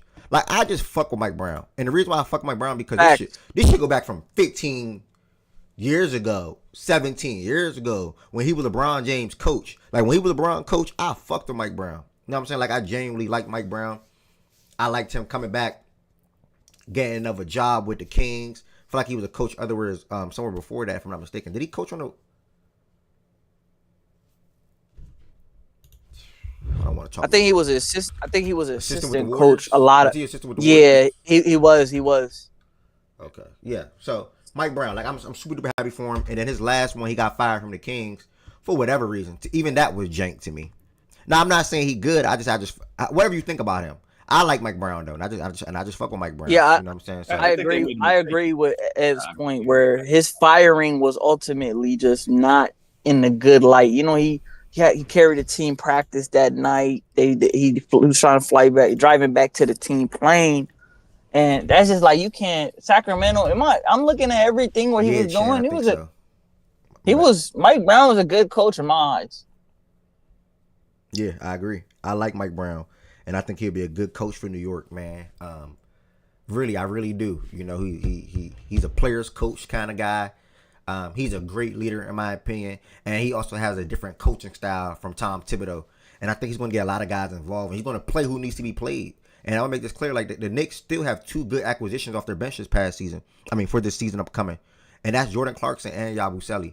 And I do want to say one thing. I do disagree with D-Mac. D-Mac said he thinks that getting LeBron and losing Garland and Allen and whoever else is probably the Cavs' best chance to win it all. I don't agree with that. I think if the Cavs were more healthy this year, they probably could have beat that Cleveland team. I don't want to just guess. They probably could have beat that Cleveland team. And also, even just them running it back again this year at the version that they were last season, and then growing on top of that with Garland potentially getting better, Mobley potentially getting better. Add Alonzo Ball as your backup point guard to bring more two-way value than what Ty Jerome was bringing to your team. And just having everything in the fold again, Sam Merrill, DeAndre Hunter, and company. I think the Cavs very much so can still have a good chance of winning it all this year. Like, better yet, probably even say this. No, I'm not even gonna say that. Cool, that's too far. That'd be a hot take. Speak your No. I don't want to say that. Yeah, I'm gonna leave it at that. Yeah, I don't fully agree with that though. I don't fully agree with D-Mac. Because when Mike Brown was with the Sacramento Kings, go ahead. No. Yeah, I do want to make it clear. The idea of trading those three players for Braun, in my opinion, it would not necessarily line up to where it would be a one-to-one thing. I think that given the fact that you already have Lonzo here and you maybe get ancillary pieces back in that sort of deal, whatever that ends up looking like, I think that it could end up netting out at being a better shot for them to win the title. And yeah, I'm not saying the Cavs can't just improve organically or on the margins as we feel like they have, get healthy and be able to go on a run here in the East. I think that's very possible. I see that pathway if you make the right deal, making maybe not necessarily a significantly higher margin, but I do think that pathway is one that I can see a little bit more clearer for me personally. Yeah, understandable. Because shit, even I can agree. I don't give a damn who else is on the roster. I'm not saying nobody gonna be there. But even just knowing off the top of my head, let's just say Lonzo, Hunter, Sam Merrill, whoever, right? As far as bench purposes. And you have a regular big and a regular point guard. Nigga. D-Mitch, LeBron, and Mobley will probably be favorites. You know what I'm saying? Like that'd probably be But that team can be beat though. Like I don't want to just say, "Oh, you put D. Mitch, LeBron, and Mobley together, you should win it all." No, LeBron is 40, going to be turning 41 years old, so it's not the same. That's the only reason why I would have a problem with it. I would rather them run it with this team that they got right here than trading Garland and Allen and Moore to be able to get under the second apron and then be able to ultimately be able to get LeBron James. That's how I'm looking at it. Yeah, I feel you on that. But I'm not. Also, you got to look at it from the Lakers' perspective. When you're bringing in Garland, Allen, and Hunter, essentially, that improves their team to like no funny. I might see them. Wait, what? Wait. I think you. Wait. I don't think that's how it works. I think it won't be them. I mean, Garland, Garland. What's his name? Jared Allen and Hunter. That's not the pack. I don't want to be wrong, but I think in order for them to even trade, I think for order them to even trade with the Lakers, it's not they cannot put Mobley and Garland in that same package because them being a second apron team, you cannot put contracts together and. Somebody so there would need to be a third team that would yeah. As far as those things are concerned. Right. So you wouldn't get Hunter, DG, and Allen. You would get some combination of them. And I've seen different permutations of it, but you would not get all three of those guys going directly back to the Lakers. Right. But I do think that if the Lakers, again, if they're viewing him as an expiring contract, there are deals that would make sense in which they get value back for it that help them build a team around Luka moving forward and have them feel confident in it. Yes, I agree. So we're good there. Good convo. I do want to say this. If anybody knows when that part 2 for LeBron and KD and Nash drop, please let me know. Tween, just let me know whenever you can. Whether it's like whenever you see it pop up, and I'll probably see it pop up on Twitter too or something. But just either way, let me know, and we'll watch that together again and play back. Not ending right now. We're gonna cook up these top 10 running backs. I got Tiz, Shaggy, and D-Mac up here, and I guess Spurs a little bit. We're gonna cook up these top 10 running back and make this collective list real quick, and then tomorrow, coming back for the show tomorrow, it will be longer. I wouldn't say I was not prepared today, but if y'all was in here earlier on, I was gaming. I got caught up gaming with freaking Tina and her company and her crew and her platform. So shout out to Tina again as always. And the biggest thing about today, man, 100 subs. I haven't even been live attacking Twitch with y'all for over 2 weeks. I've been telling y'all to go follow the Twitch. I've been telling y'all what's to come. But I haven't even, Fredo just put up 2. I haven't even been fully attacking. Y'all, from the bottom of my heart, real shit. For the bottom of my heart. To be able to go from spaces, to be able to go to then playback, and we all know how my gut was right. Ain't nothing better than when your gut right. My gut was right about playback. Probably gonna have a fall off. Whatever, I don't know. I don't really want to speak on playback too much. You know what I'm saying? And now I already was prepping to shift to the YouTube. Shout out to y'all, help me hit 1,000 subscribers. And then as of the last month, I would say I've been promoting and telling y'all about the Twitch and what's to come for the Twitch side of things as well. So thank y'all for so much for subscribing. Thank y'all so much for following. And even thank y'all so much for even gifting subscriptions. You know what I'm saying? So I'm going to continue to try to attack Fact and Stats on a day-to-day basis and continue to try to grow the platform on the day-to-day basis. We got a couple more positions to knock out and do. I'm going to pull up my whiteboard.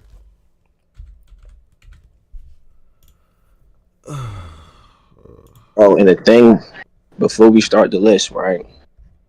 Sub up, y'all. If you one of them people who don't want to pay monthly, you do not have to pay monthly. There's different type of sub options. You can pay $50 every 6 months.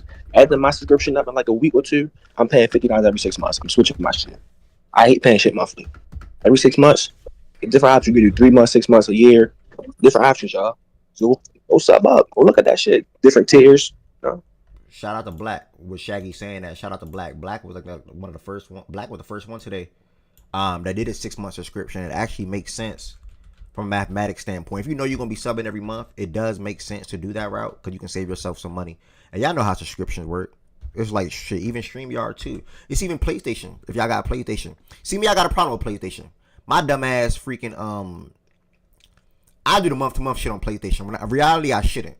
Cause I'm losing money. Like if I just do the year thing on PlayStation, I'm actually saving money. But Yeah, that's the best bet for PlayStation. Yeah, Get that year joint and yeah, call that shit a day. It's like what? I think it's like 80 yeah. for a whole year for like the base shit. So yeah. Versus paying that $10, $11 a month, whatever it is. So Honestly, even I'm not gonna lie. 25 for like 3 is better than that month shit because What you if get what if you 25 for 3 months. true, true.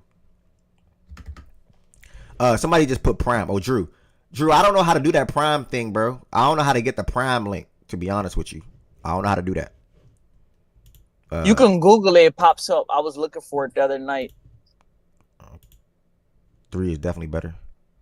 So yeah, man. If y'all want to extend y'all support for the platform, hit that sub button. We on the road to 150 subscribers. We're gonna see if we get 150 subscribers.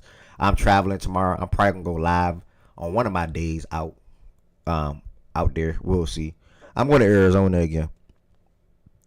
Got to go through Prime Game. I'm going to Arizona again. If I can go to Arizona every month, I was telling them on my gaming stream earlier. If I can go to Arizona every month of my life or every other month of my life, I would. I swear I would. If I ever become rich, y'all are really super duper wealthy, I'm going to have a crib in Arizona.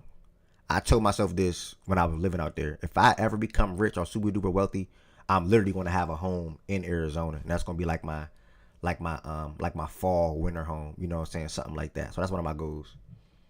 That's definitely one of my goals for sure. Everybody get Like into this. Go ahead. Like you know how white people have I got a lake house in fucking, you know, in the water. You better have that over there type shit. Not just white people, but yes. Yeah, I mean, I guess. But come on, D-Mac. Where you said that? Hey, is that nice, B? No trolls. B, is that? I thought you've been to Arizona before. Somebody like you never been to Arizona, I'll be surprised. But yeah, is that nice? The thing about Arizona, see, I'm from Maryland. I'm from PG County, Maryland. Like where I'm from, and everybody, this is not a flex. This is not even nothing to flex about.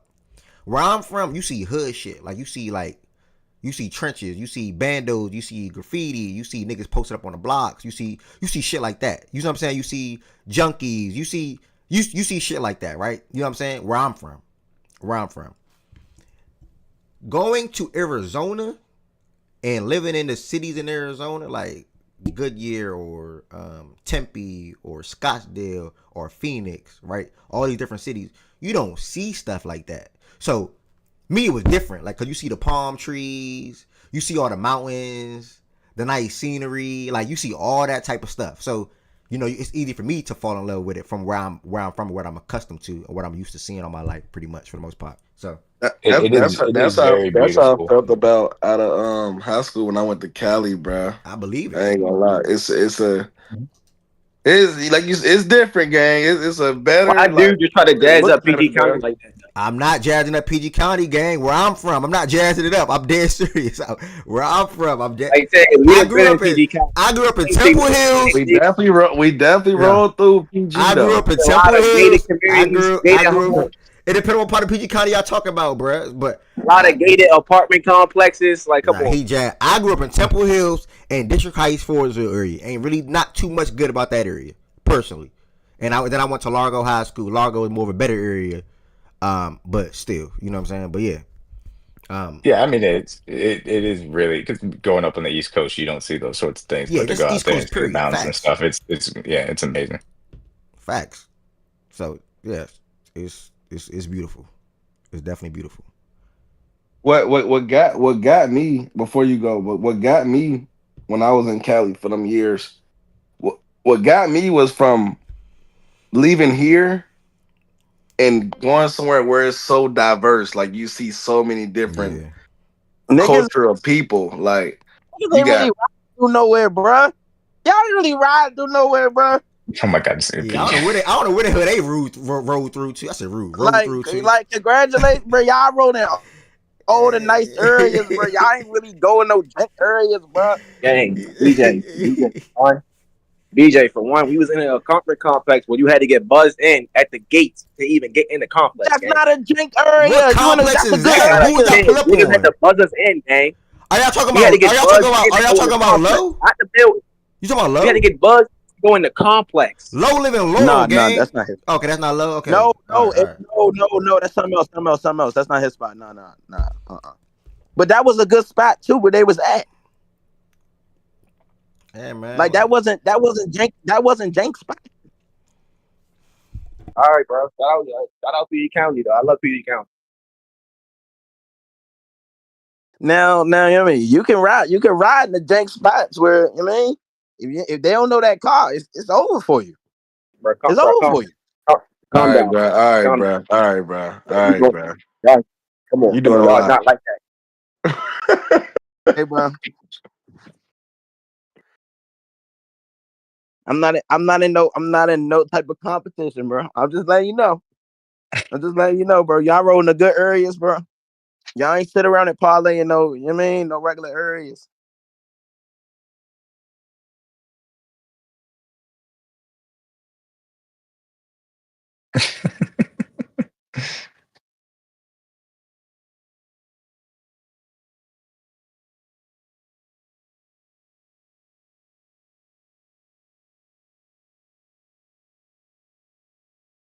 Is somebody talking I can't hear? Or you good? I went on mute That's real fine. quick to talk in the PlayStation Okay. party. But yeah, You man. get. I was just making sure. And I'm gonna say one thing, and I said this 2 hours ago when I was live gaming. If you can go and see the Keezy, are you active, Keezy? If you can go and see the Grand Canyon one day, please go do it. Please, if you can go and see the Grand Canyon one day, please go see the Grand Canyon one day. I'm dead serious. Like, Did you hike it, brother? 1,000%. Did I struggle I gotta going back go. up? Did I struggle go back up? 1,000%. I struggled going back up, but it was a good hike going down. But it was hot as hell though. I do want to say that it was definitely hot as hell, and I had like a backpack, so like it was a You lot. took Milo with you? Hell no, Milo ain't come to the Grand Canyon with me. Milo went on one hike with me. I see the white people take their dogs, bro. That's the only reason I asked. Nah. Yeah, they do. Milo went on one spot. Arizona got this little spot called, I forgot the city, but it's like 100. It's like 100 plus steps. Me and Milo walked up that whole joint before, and then we went back around. We went down this other way, and he was exhausted. Like he was done. Like a dog. Bro, Like, I hope you pack my nigga some water and food. yeah, he had gang. some water, yeah. But a Nigga dog like that dying. can't take that. Looking back at it, 100 steps, bro. yeah, looking back at it, I should have did that because he can't take that. But it was a good exercise for him probably. But his leg probably was hurting though for sure. Y'all think dogs get sore? Like they get sore like humans and shit? Well, they have Now, muscles, so yes. They get sore, but I think the shit that probably fucks them up the most, especially with you being an AZ, is the heat of the floor because them niggas don't have shoes. It's their bare feet. Yeah, that's real. Yeah, for sure, that's real. Yeah, he had to be sore because them steps they get you sore. Like if I go to them steps right now, like I'll be sore the next day, 1,000%. And B, you need to let me know about it. You need to let me know if you search about this cabin thing. If not, I need to take up what Nana said, man. Group trip to Arizona, no funny. I need to take that up. That's a good idea. You should do a group trip to Dago, brother. Today go. San Diego. I know San Diego, but I'm saying San Diego. You think niggas want to go to San Diego, gang? It's beautiful down there. Yeah, we And about to take a like, trip to San Diego, and they're gonna be like, yeah, let's do it, San Diego. Niggas would be more willing to do Arizona than San Diego. 1,000%. San Diego Arizona is one of the I do love hottest it. travel spots right now when it comes to birthday celebrations and things of that nature. Everybody go to Arizona, bro. Right now, as of right now, in the last 2 years, I promise you, I'm not even jazzing it up. Maybe that's a price thing, Ev, but I do think like what I've seen out of San Diego looks a lot better than what I've seen out of Arizona. Like at least the nice areas. Zona trip when? We gonna try to set that up, gang. I need to connect with B, but it'll be like November. It'll be the beginning of November. We're gonna be the beginning of November, so that's what it's looking. What season is rain season in Zona? I don't know if I. Yeah. You that's school stuff. Like just. Nah, that's on some other shit. Oh, all right. We gonna chat. We gonna see what's up. Whenever it can work for everybody, even if it got to push from November to the beginning of December, that can work too. And it can be like a what's that thing called? Like a facts and stats Secret Santa, something like that. That can be an idea because somebody said to me, I can't remember who it was. We can't only just have one link up a year. Like we can have 2 link ups out the year. The cookout is just gonna be like a staple, but it could be something else around the cookout, whether it's the top of the year or the end of the year. Something. I mean, like that. that's hard. That's hard to do because we got so many bluffs. So. Who the bluff? The November plan was Friendsgiving. But if the beginning of November can't work for everybody, I'm gonna thinking to just move that to December. I'm gonna just move so everybody heads up. I'm thinking, well, me and B, we're thinking something around November from like a Friendsgiving standpoint, and I went with the first week or the second week in November, just in case niggas have to do something with the other folks back in a city for Friendsgiving the week before Thanksgiving. So it'll be like the beginning of November if it goes like that. I can do December. I know I can't do that beginning November job, but I ain't tripping though. It is what it is. Ev, let me know. When y'all do figure out a date, let me know as soon as possible because I did just get a new job, brother. Congrats by the way, bro. Congrats, T. No funny. Congrats. And for sure, I definitely will let you know ASAP. I have a new job this month. What you mean? I'm gonna hit her. Yo, it's my pro brother. We can't just be cool one day. I'm gonna hit her up after the show today, and I'm gonna see what she chatting about. I know she about to travel, I think so. But I'm gonna see what she chatting about in a second. Okay, bet. All right, bet. Yeah, so I'm gonna see what's up with it. I do really want to do that though. I really want to do that, y'all. It'd be like everybody in like one big ASS crib, and that's even great for streaming. Like that's even great. He said I ain't telling him congrats no more. That's even great for streaming. Like that's a great ass IRL stream. Endless games and activities and food and bottles and things of that nature. And I think we all would have a good time together. And then we all go out and do I'll go out and have a good time together and things like that as well. So that's an idea, like a weekend thing or something like that. So no, Pete Kazi. I don't know what the hell you talking about. This is not Fact and Stats Love Island. No, hell no. Fuck that. Nigga, what the hell is wrong with you, nigga? This is not If y'all do that, can I be the host? Nigga, this is not that, nigga. This is not Bro, that. you niggas be overly freaky, bro. This is not that, nigga. Overly. But yes, that is my plan. That is our plan. I don't want to say mine. That is our plan. And I think B finally serious. Y'all ain't gonna lie. I'm gonna keep it a wrap. And like Shaggy said, y'all do not be afraid to join the stage on Twitch. Do not be afraid. Well, let me check my YouTube chat real quick. A nigga said as long as tween don't go, bro. Y'all niggas Shout out to OG. Shout out to OG and Black Haji. OG. Yo, who said that? OG is OG. I'm late seeing your comment on YouTube. OG, don't believe what Shaggy just said, bro. About Maryland. I mean, or about PG County, certain parts where I'm from. I would say. I'm late seeing your comment though, but I gotta get my YouTube chat added on to my OBS. That's my next thing that I gotta fix now. But Yo, who said that though? Like, no funny that that's some bro, you niggas lucky I'm not about to crack. Bro, move on, bro. It was the you be niggas, you be acting like you bout something on the internet though. Like niggas be lucky. Niggas lucky what though? Hold on.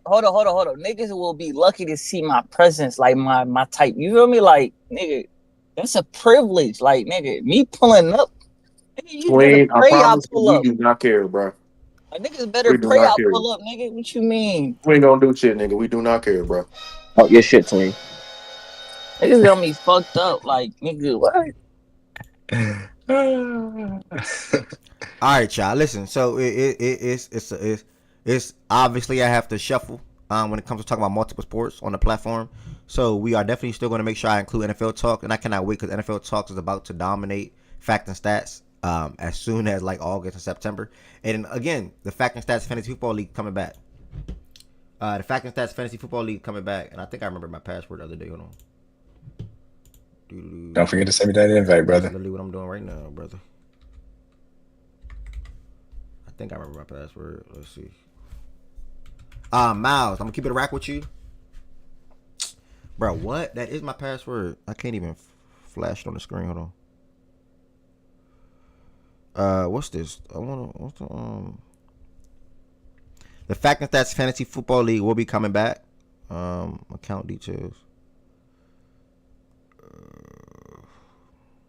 You gotta start kicking niggas out who don't make the playoffs, fool. No, I'm about to kick out the worst person last year. That's what I'm about to do. And then if Miles is trash again this year, then you'll replace Miles or Fredo, one of y'all. Can't remember which one. Ask first. Nigga, I asked 3 years ago, bro. My bad, bro. I see how niggas feel about niggas, you know? Elaborate. Shit, you need to tell niggas straight up. Miles, I ain't gonna lie, you gotta get the fuck, bro. Yeah, Miles. I'm gonna give Miles one more chance because he made the playoffs. I can't get mad at somebody that made the play. He is ass. BJ, you haven't made the playoffs in the league.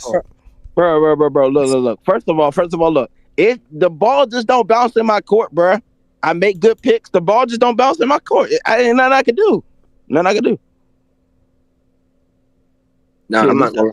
But You it's trying to like get a kicker in the third round? you will literally sit in the league and not trade no Yeah, trade. BJ You know your don't do team. BJ don't do nothing, bro. He's just there to be Yeah, there, like, bro. Bro, because I don't want to get janked by you niggas. bro, No, y'all are you janky, in the league and just be ass. bro. I try my best to be competitive. I pay my No, hard you do working not. That's dollars literally for it. not true. That's literally not true. After the draft, you I don't try pay to my do shit. hard You working don't try dollars to for it. improve your team at all, bro. Literally, you Bro, never, I you never, try to you never try. improve. No one accept my trade. So what the If you fuck be can I sending do? Because you bullshit, send bullshit. What the fuck? Oh, so what do y'all send me? I don't even All right. trade with you. You Exactly. don't even talk to me. You talk to other niggas. You don't even want to make a trade Bro, with me. first of all, bro, I talk to you every league. Like, what are you talking about? Damn, that Right. sounded I don't personal. Nigga said, "What do y'all send me?" Shit. I don't care. Talk to you every league, bro. But Dag, you definitely super janky. I don't care. I'm You not like, lying. I ain't gonna lie, you're on that. You're not no. You're not as bad as Process. Process is super jank. But you down there with him though. All right. So right now I we don't care. going. I'm trying to win every trade. Right now we're gonna go with an NFL top 10 running back collective list. Where you go? Hold on. Trying to make sure some money is understood. And like I was saying, Shaggy said earlier, do not be afraid to join the stage on Discord. Oh, my last thing I was about to speak to.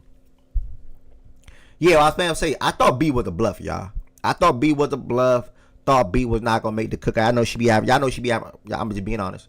Y'all know she be having her mood swings and shit like that. Fake not fucking with us and shit like that. But in person, she actually cool. She actually a cool person, and she was really kicking it with the guys. She was kicking it with everybody. She was kicking it with everybody, and she was really friendly. So I do want to put some respect on B name. So I'm gonna hit her. Like I said, I'm gonna hit her up after the show today, or Monday, or something like that, and see if she really serious about this little Yeah, I'm gonna keep it 100, chat. That shit be cap. That's all I'm gonna say. It do. Yeah. Byron was right. She not about that on the internet. Like, no, as a matter of fact, she is one way on the internet, but in real life, she not that. Like, she ain't that at all. Like, Byron was right about his mom, whatever the fuck he call her. Like, she not that. She's a cool little girl for real. You know what I'm saying? She funny, and she a cool person to be around. So I just want to make that very clear.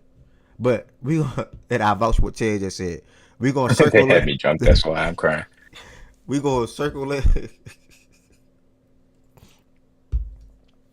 And rank these top 10 running backs. And again, if you want to join the stage, it is the pinned message in the Discord in the Twitch chat. It is a pinned message in the Twitch chat. Lorenzo, you a nut dog. It's the pinned message in the Twitch chat. I need to get my YouTube chat on OBS. That's what I'm gonna do after the show today, because I can't keep clicking through tabs. And I used to have it set up on my old OBS on my computer, but it is what it is. I beat everyone in fantasy, y'all janky. All right, collective top 10 running backs going into the 2025-2026 season. Do we agree with BJ at Barkley and Henry at 1 and 2? I agree with Saquon at 1. I don't got Henry at 2 though. Who's your 2, brother? Just curious. I got Jameer. That's my 3. Some probably argue Bijan at 3, but that's my 3. Why you Wait, got? we're doing the collective list or we're doing the individual list? If you want to start off with your individual first, that's fine.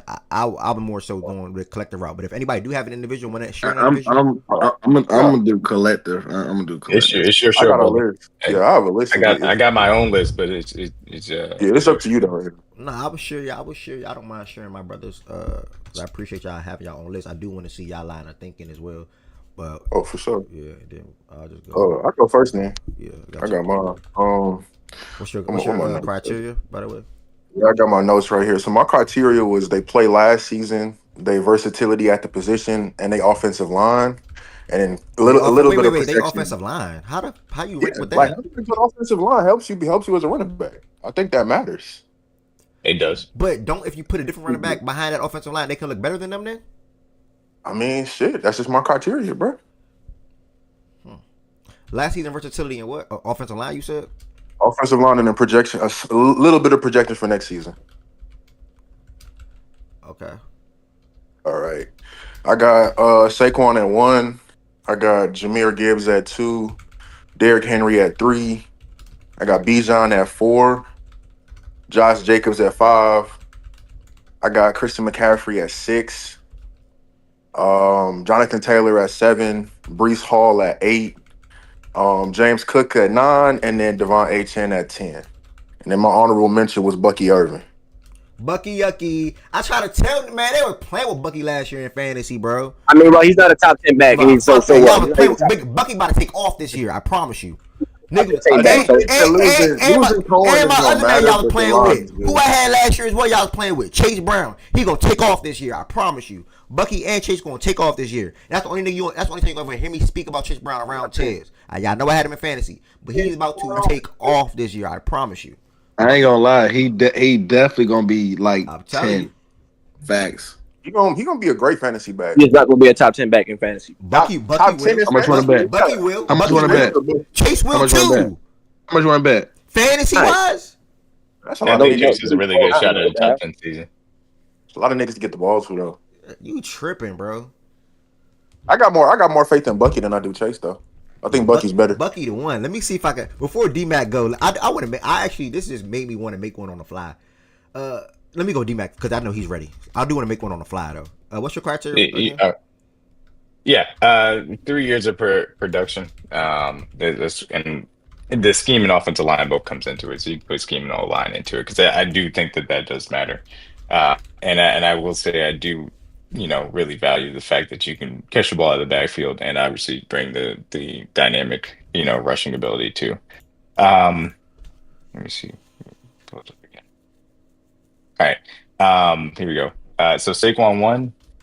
I got Gibbs 2. I got Henry 3.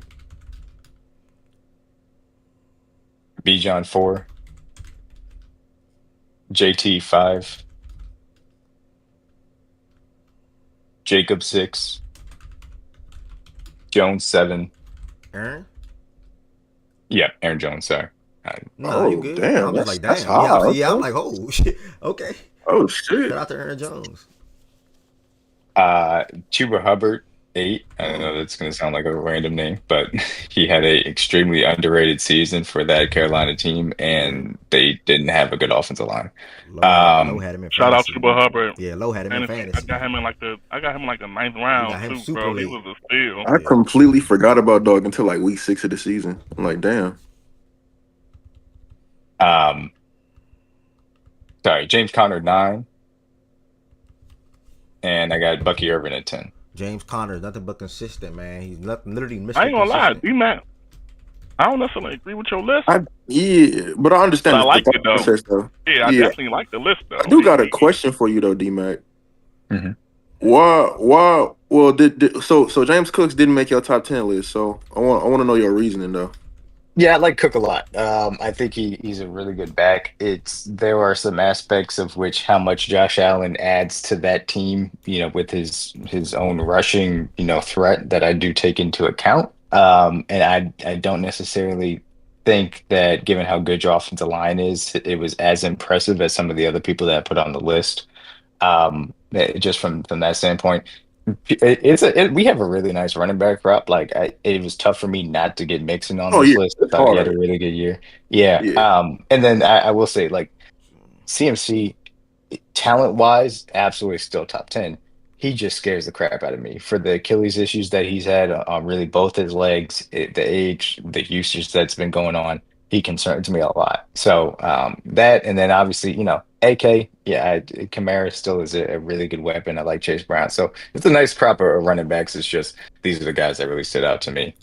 No, I feel you on that though. Because as good as Cooks is, like, niggas don't talk about how he's not really a full 3-down back enough. Like, he don't pass protect enough to stay on the field. That kind of cost us in the against y'all in the playoffs because he couldn't stay on the field on 3rd down. So, like, that's why I had him more towards the back end, but I had to respect the season he had last season and our offensive line. So, yeah, I feel you on that. Hey, can y'all throw some names in this pool real quick? Because I do want to make a list. Can y'all throw some names for me real quick? Like, let me see your pool. You just want random running back? Yeah. Tony Pollard, J.K. Dobbins. Tony Pollard. Bro.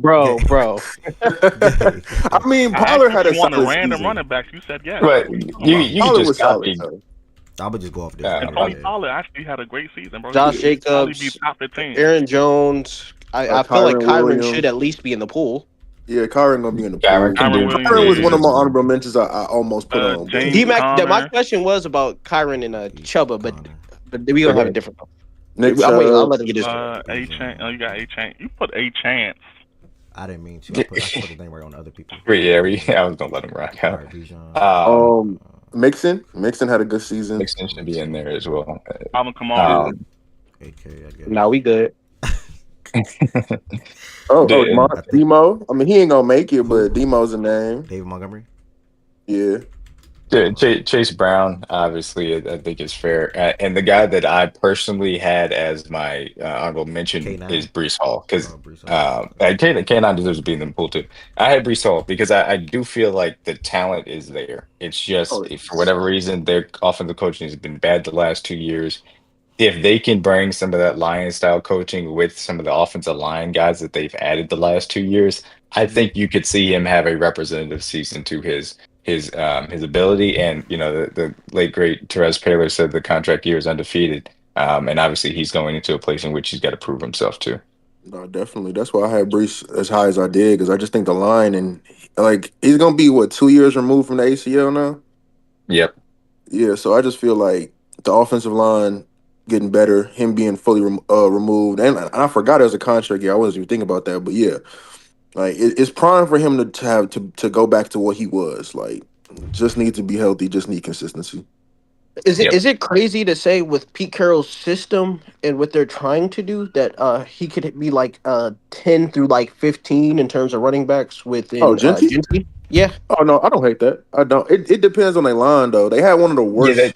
They had one of the worst interior linemen when it comes to run blocking. That's why they couldn't run the ball. So Yeah, I mean, that's the thing. That's the thing for me. I think Genty is the concern there, and this is going to sound wild, but I would not be surprised if both Amari Hampton and RJ Harvey had better seasons than Genty. From the standpoint of that offensive line does concern me. Now, what Pete Carroll wants to do and the talent that Genty is, that's still an unlikely possibility, but the offensive infrastructure for the Broncos, because their offensive line is so good, because of the way Sean Payton likes to use his running backs, would make sense for RJ Harvey, and the way in which Amari Hampton likes to be used specifically in that John Harbaugh offense. I think personally he takes over the lion's share majority from Najee Harris as well too. So, but no, this is a really interesting crop of rookie running backs. Obviously, we talked about a lot leading up to the draft too. So, I wouldn't be surprised if one of those guys ends up on this list next year for sure.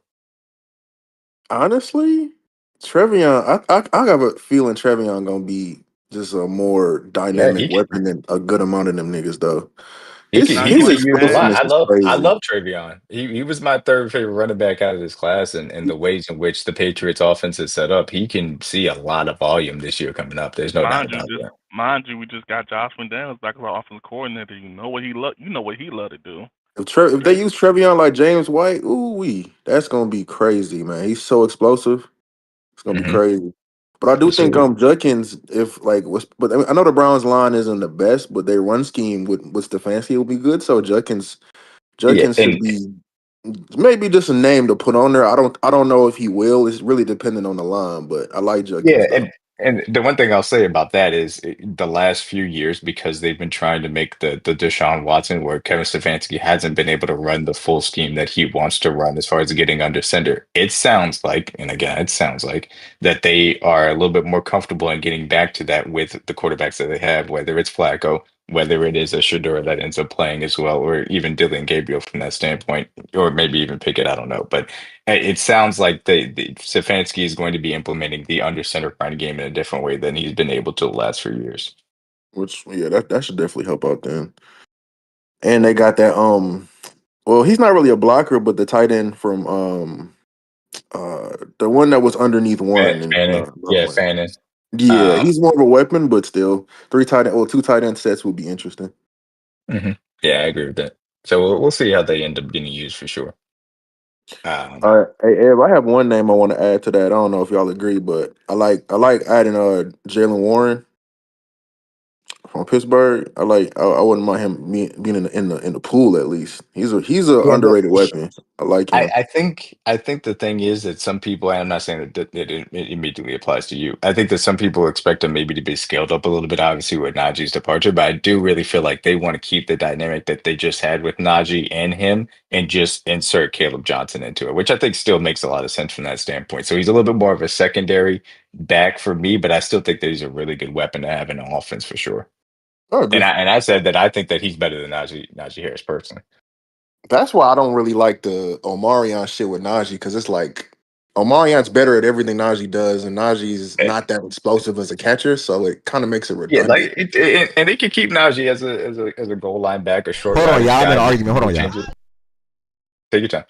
To give Omarion a break, but I think that at the end of the day, this is going to end up being Omarion's backfield, and I think he's going to own that. Definitely. And don't they like they had another rookie last season? Like, was it Yeah, Fadal who was kind of Kamani. I explosive? thought Vidal was showing a little bit, but I was like, I don't know if he's going to end up surviving the year, and he ended up, not doing it. But Right. I had three, running backs down the list as far as kind of coming into last year's class. It was Vidal, it was Tyrone Tracy, and it was Rico Dowdle that I thought could provide dirt cheap value as far as fantasy was concerned. And Vidal never really got there because of how good J.K. Dobbins was first and foremost, and he stayed healthy. But the other two, they gave you some flex weeks as far as Yeah, that was. no, Tyrone had like 3 solid weeks where he won me my weeks just being a good flex option. And I do think he'll be a lot better this season. Um, because it's him and it's the white dude, right? As they running Yeah, backs. Cam. I still think Tyrone's better than Cam personally. I swear I don't see that much hype in Scatterboo, but he's white and I don't he's either. athletic, so he's gonna get some gas. It's cool. Other people love him. I personally never really got there during the draft process for me. He had a Hey, good D run Mac. versus Texas. You know. Yeah, T. I was gonna ask you, why did you have Chubb over Kyron? So the two things. One, I don't think the Rams offensive line was overwhelming by any means, but I do think that they were significantly better than the Panthers offensive line. I think that the infrastructure of the offense helps out Kyron a lot, as far as McVay's run scheme in general and the threat of the pass being better. And Kyron's turnovers concerns me. So that would be the three main reasons. I I think he feel do like fumble a lot. he didn't really. It was crazy because his fumbling wasn't actually that bad. Towards it just happened all in like low ball, like the last 5 weeks of the season for the most part this year. Mhm, And then mhm. I don't know. I feel like he's underrated in terms of pass pro as a runner. As a running back, like I would argue he's one of the better ones in terms of pass pro. No, Just as a running he's good back. at pass pro. Yeah, he's No, good he's at pass pro. good. Definitely. Especially in like this area of football, if you can't pass pro, unless you're like Derrick Henry, if you can't pass pro, you're not really gonna see the field enough. Yep. So like niggas like Kyron and even in Buffalo, fucking Ty Johnson, like that's why he brought that Yep. nigga back. I think that's You what I think People were that's like, what "Why is kept. Ty Johnson? Why is Ty Johnson getting playoff snaps?" I'm like, "Because he's the guy that they trust nigga in can pass block pro." when you playing And I a think that's fucking what Fangio. My bad, earlier in y'all. the 1 season, I second. remember. Now you good, bro. Earlier in the season, I remember I was asking like why Gibbs wasn't really getting in the game as much as obviously I would like to have seen or whatever. Yeah, And he had they to learn said that. 'cause, yeah, Montgomery was still a hell of a pass protector, so he Uh, can that keeps somebody on the field. I Yep, mean, absolutely. granted, that is true. I also just think that like Gibbs is so explosive, they want to keep his explosiveness like more towards the end of the season. So I think that's why Monty just gets so much early, and then like after bye weeks, they lean more into Gibbs. I didn't think Gibbs was a bad pass protector because he did that in college with Bryce, and I think he was solid. I mean, yeah, putting on more weight and going against NFL like blitzers, but I don't think he was bad, like as bad as James Cooks is at it. Yeah, that's really what it was about. Just he had to learn it a little bit. That's really what it came down to.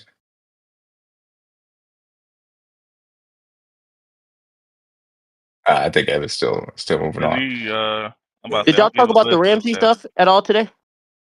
No, I don't think Oh, so. I ain't I gonna think lie, we that started was a with the yesterday you've been WNBA trying thing. to stuff. talk about that for like 3 days now, bro. What Bro, you want to I say? think the gang. It's not even like me being a Rams because I want to. It's the Minka aspect. That's not Yeah, I I, mean, crazy. I From what honestly I didn't get the from what trade. I I didn't understand what the understand, purpose T. was, but hey. Yeah, from what I understand, T. Like Minka did have a down year in terms of like being an All Pro into just being maybe okay, he didn't pop off the screen as much. Like, granted, it might be more of a scheme thing from what I heard. Like, they didn't play a lot of too high. It was mostly like single coverage, and when you do single high, it's kind of harder to get interceptions. And also, Ramsey did get hurt, but he did play. He played Minka's position the same. And they're probably thinking like Ramsey's a little bit younger. We can probably bank on Ramsey being better than what Minka was, so we'll make the trade. So I understand it from Pittsburgh's standpoint, but I would have liked it a lot better if they kept both. Like if it was Minka and Ramsey and what else, what everything else they had, then I'm like, okay, I see why y'all did it. The part that threw me off, because I know why we didn't trade for him, is the fact that they also absorbed most of his salary. Yeah, they took all the nigga money. Honestly, I think the Steelers just going for one last push, and then if this shit don't work, they're gonna blow it up. I think they really gonna clean house and just go all in on a rebuild after this season. Because other than that, it wouldn't make When no they do sense. clean house and they try to fire Tomlin, somebody's going to get a great hit. Oh, definitely. Great. I mean, I'm in a weird spot with Tomlin because yes, he's good, but the nigga's also stubborn as fuck, and he doesn't take as much control over offenses like he probably should as like a CEO type coach. So I'm kind of in between with Tomlin. Yeah, I mean it's a trick conversation as far as the Steelers and what their ceiling is. As far as the trade is concerned, like I mean, they feel like it's an upgrade. I understand it from that standpoint, and moving on from Minka, I guess is what was necessary from that aspect to make it only like a late round swap and not have to give anything else up significantly for him. That's cool. And obviously they want to try and make a push for Rodgers here. It's just the Steelers are going to continue to be the Steelers, just a little bit They're over just gonna 500 and being a first round exit. purgatory. I still truly do believe though their biggest issue is the quarterback. I think Tomlin is a good coach. Some people will haggle over great coach, and I understand why. But their ability to take a quarterback next year in the draft with some of the extra draft capital that they have, I think is the thing that ultimately will put Tomlin to the test. And if obviously if they draft him and it doesn't work out, they fire him. I understand it, but at a certain point, you got to run out of the band-aid options and find you your franchise guy. Hmm. I mean, it's really like but I'm like unless they were like they're hoping that Dallas is gonna move on from Dak and they want to get that dude, but that's not really helping you in the long. Like you're pretty much just doing the same thing. So I know they're linked really heavily to Drew Aller. I mean, I guess go for it. I guess, but they do need to just get a young quarterback because unless this defense is gonna be top three and really good in takeaways and just give the offense that much more possessions, I don't see them doing anything important. Like they'll be a wild card team, they'll lose in the first round like the last 3 years, and that'll be that. My They'll bad, probably y'all. My get one bad. game My off of bad. I went Baltimore. silent. My fault. All right, they But went silent. that's all We that'll just be. talking still. Hello? Can you hear us All out? right, yeah. My Yeah, bad. yeah. You good. You good. Let us Yeah, know. you good. We were talking about the Ramsey trade. Okay, good. Yeah. The Johnny shit sucks though, because he was having a good season with Miami, and I don't think he's gonna have the same success with Pittsburgh. Yeah, I think that's one of those trades that's obviously going to be a little bit worse for his fantasy value, to say the least, but it will help them for the way that Arthur Smith wants to run that offense still. Yes. And then like on Miami side of it, I don't know which direction they're going into because yeah, you get Minka back, but you don't like you didn't get no corners in the draft. You have no corners. Your defensive line is good on paper, but if one person gets hurt again or doesn't come back to form, then it's not as good as it would be. Linebackers are weak, and then the offensive line is not even that good. You have Yeah, weapons, but two is a fucking one concussion away from never playing again. Like it's just they have no direction. Like I they would have hate to be a Miami fan. Yeah, they have significant issues as far as the trenches are concerned. The interior defensive line still leaves so much to be desired. And you mentioned obviously the edges, like it's a good combo.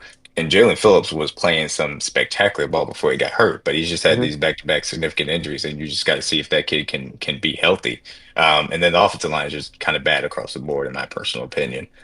So look, I think Miami is a bad team, and I think they're probably going to continue to be a bad team. And honestly, there is going to be at some point, even though I think the front office bears a lot of blame, you're going to have to look at Mike McDaniel and see, hey, what are some of the schematic changes specifically from your run game perspective can you make to make these things work? Because the way in which you've invested in this team, is required for you to be the guy that's significantly supporting the run game aspect of it.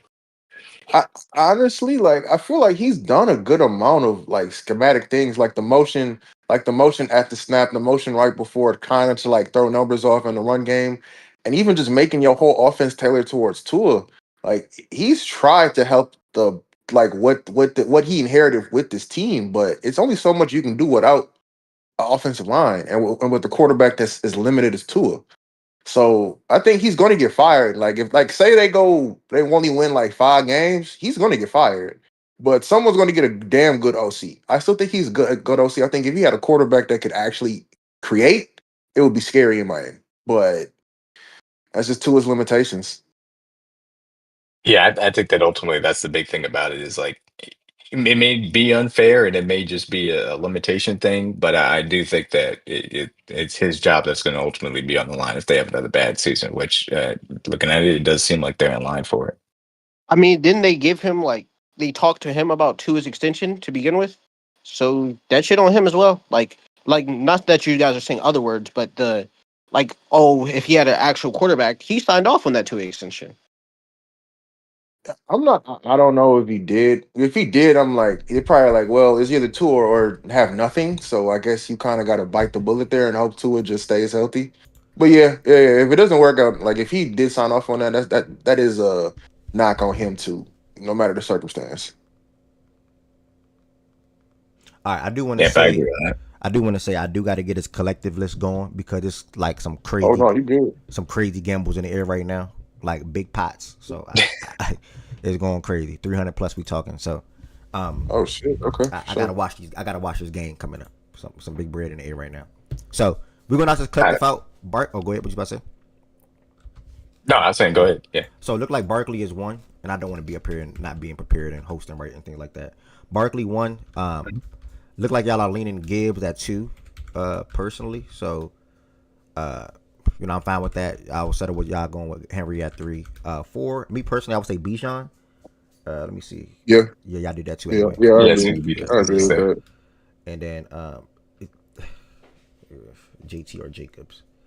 I'll probably say Jacobs personally. I like Jacobs there. I Yeah. think Jacobs had a really, really good season in every aspect.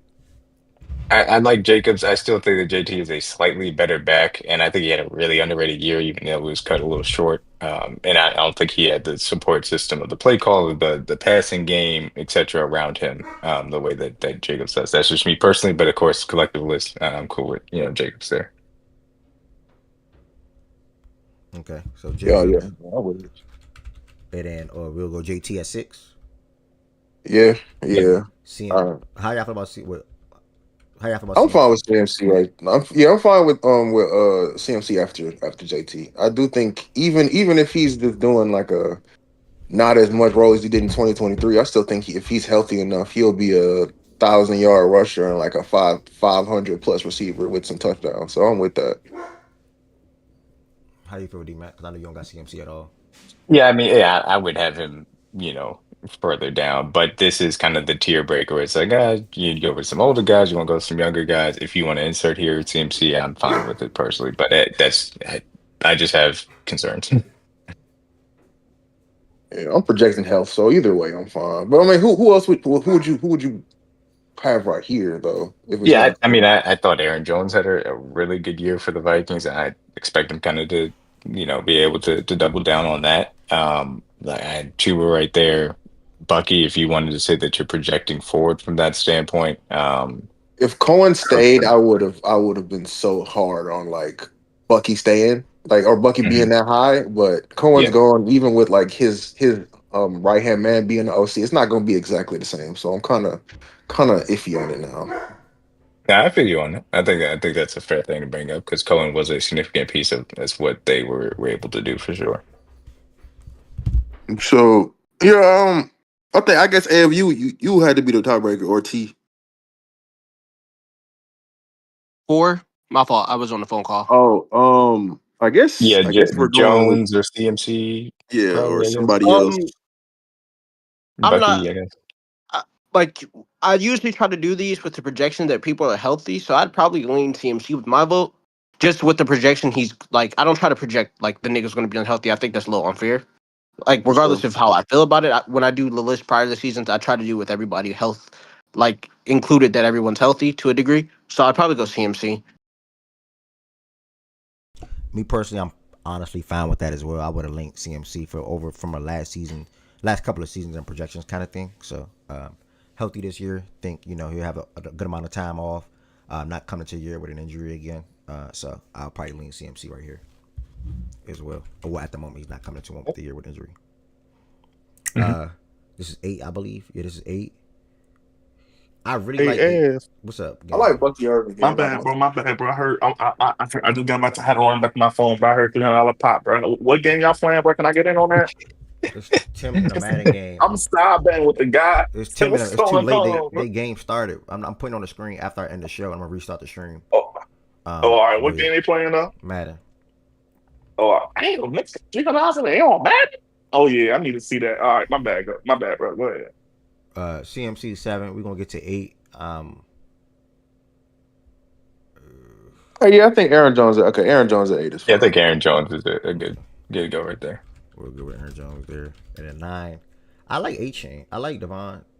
I like Bucky. I like Bucky. Oh, what? Yeah, I'll go with Bucky first. Y'all went Barkley. That H-Chan shit. It feels like with H-Chan, he'll have a week where it's literally like 10 carries, 150. Then the next week he gets 4 carries. And it's like then he'll have a week where he'll get 3 carries, but then he'll catch for 60 yards. Like that, he's super up and down. I guess it evens out. But it's not really him. It's really the line. Like they can't get no like running room for him. So he has to catch the ball. So if he's not catching it, he's not going to be as productive as you would like. So that's why I had him like 9, 10. So I think this is the right area for him if someone wants him. Okay, so we're gonna go Bucky. Yeah, I think Bucky's a better runner and a better line. So I'm fine with Bucky right there. I'm gonna be biased. I got Kyron at 10.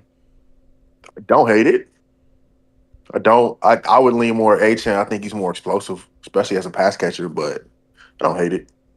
Yeah, I would personally go Connor or Chuba. I do think Connor had a really, but didn't he get hurt Chuba. though? Wasn't he? Didn't he like get hurt towards the end of the season? But I mean, projecting injuries off, then I'm fine with that. Then yeah. I like Connor more than I like the other name. I like James Conner more than I like the other name. Yeah, my dog a shout, man. I like Connor more than Chuba as well. I ain't gonna lie. Yeah, I'm fine with Connor's consistent, bro. We gotta give James Conner some love. Yes. No, he's very consistent. And I ain't gonna lie, Ev, he the only consistent thing on that fucking offense of the bum-ass Cardinals. He is the only consistent thing. He's not only because McBride is a dog. Name another consistent thing. McBride is consistent. Nah, who else is consistent? You said what, T? What else is consistent about the offense? I don't know. I wasn't. McBride being a dog. McBride. Yeah. No, now nigga, Kyler got another season for. I'll be like, I sell my stock, cause nigga, come on, bro. You got to be better. It took me about 6 months to sell my fucking Anthony Richardson stock. That shit was quick. Quickest stock I ever sold. That shit, injuries, man. Yeah. I think Connor at 10. I think Connor at 10 is fine. Even though, honestly, I think Monty at 10 wouldn't be crazy too, but I'm fine with Connor at 10. How much did D-Mon rush for last year? Like, if anybody know off top head. Top head? I think it was over 800. I don't know if it was a K. How many tutties? Like 10 plus. Yeah, he was 775 and 12 touchdowns. The efficiency just wasn't there for me personally. I know, like he had the injury. As in, like yards. When you say efficiency for running backs, are you talking yards per carry? Yeah. What was his yards per carry? 4.2. Which I'm not saying it like it was a bad thing, but it wasn't. Top level like these other guys. That's fair. The touchdowns I like though, and the pass blocking too. So, and he's solid. He's a solid screen catcher too. Like. It's like people don't talk about that enough. I like Monty. Like Monty as a lead back on the team that's not the Bears would be good as fuck. I wish K9 was in a better situation. I don't think he's ass. That's the name I wanted to say, but he's not gonna be. I'm sorry. I know he's not gonna be healthy. I love that nigga, but he's not gonna be healthy. Ev, I don't like. We should do this like a dead period, like but like I would want to see like best. Secondary backs in the league.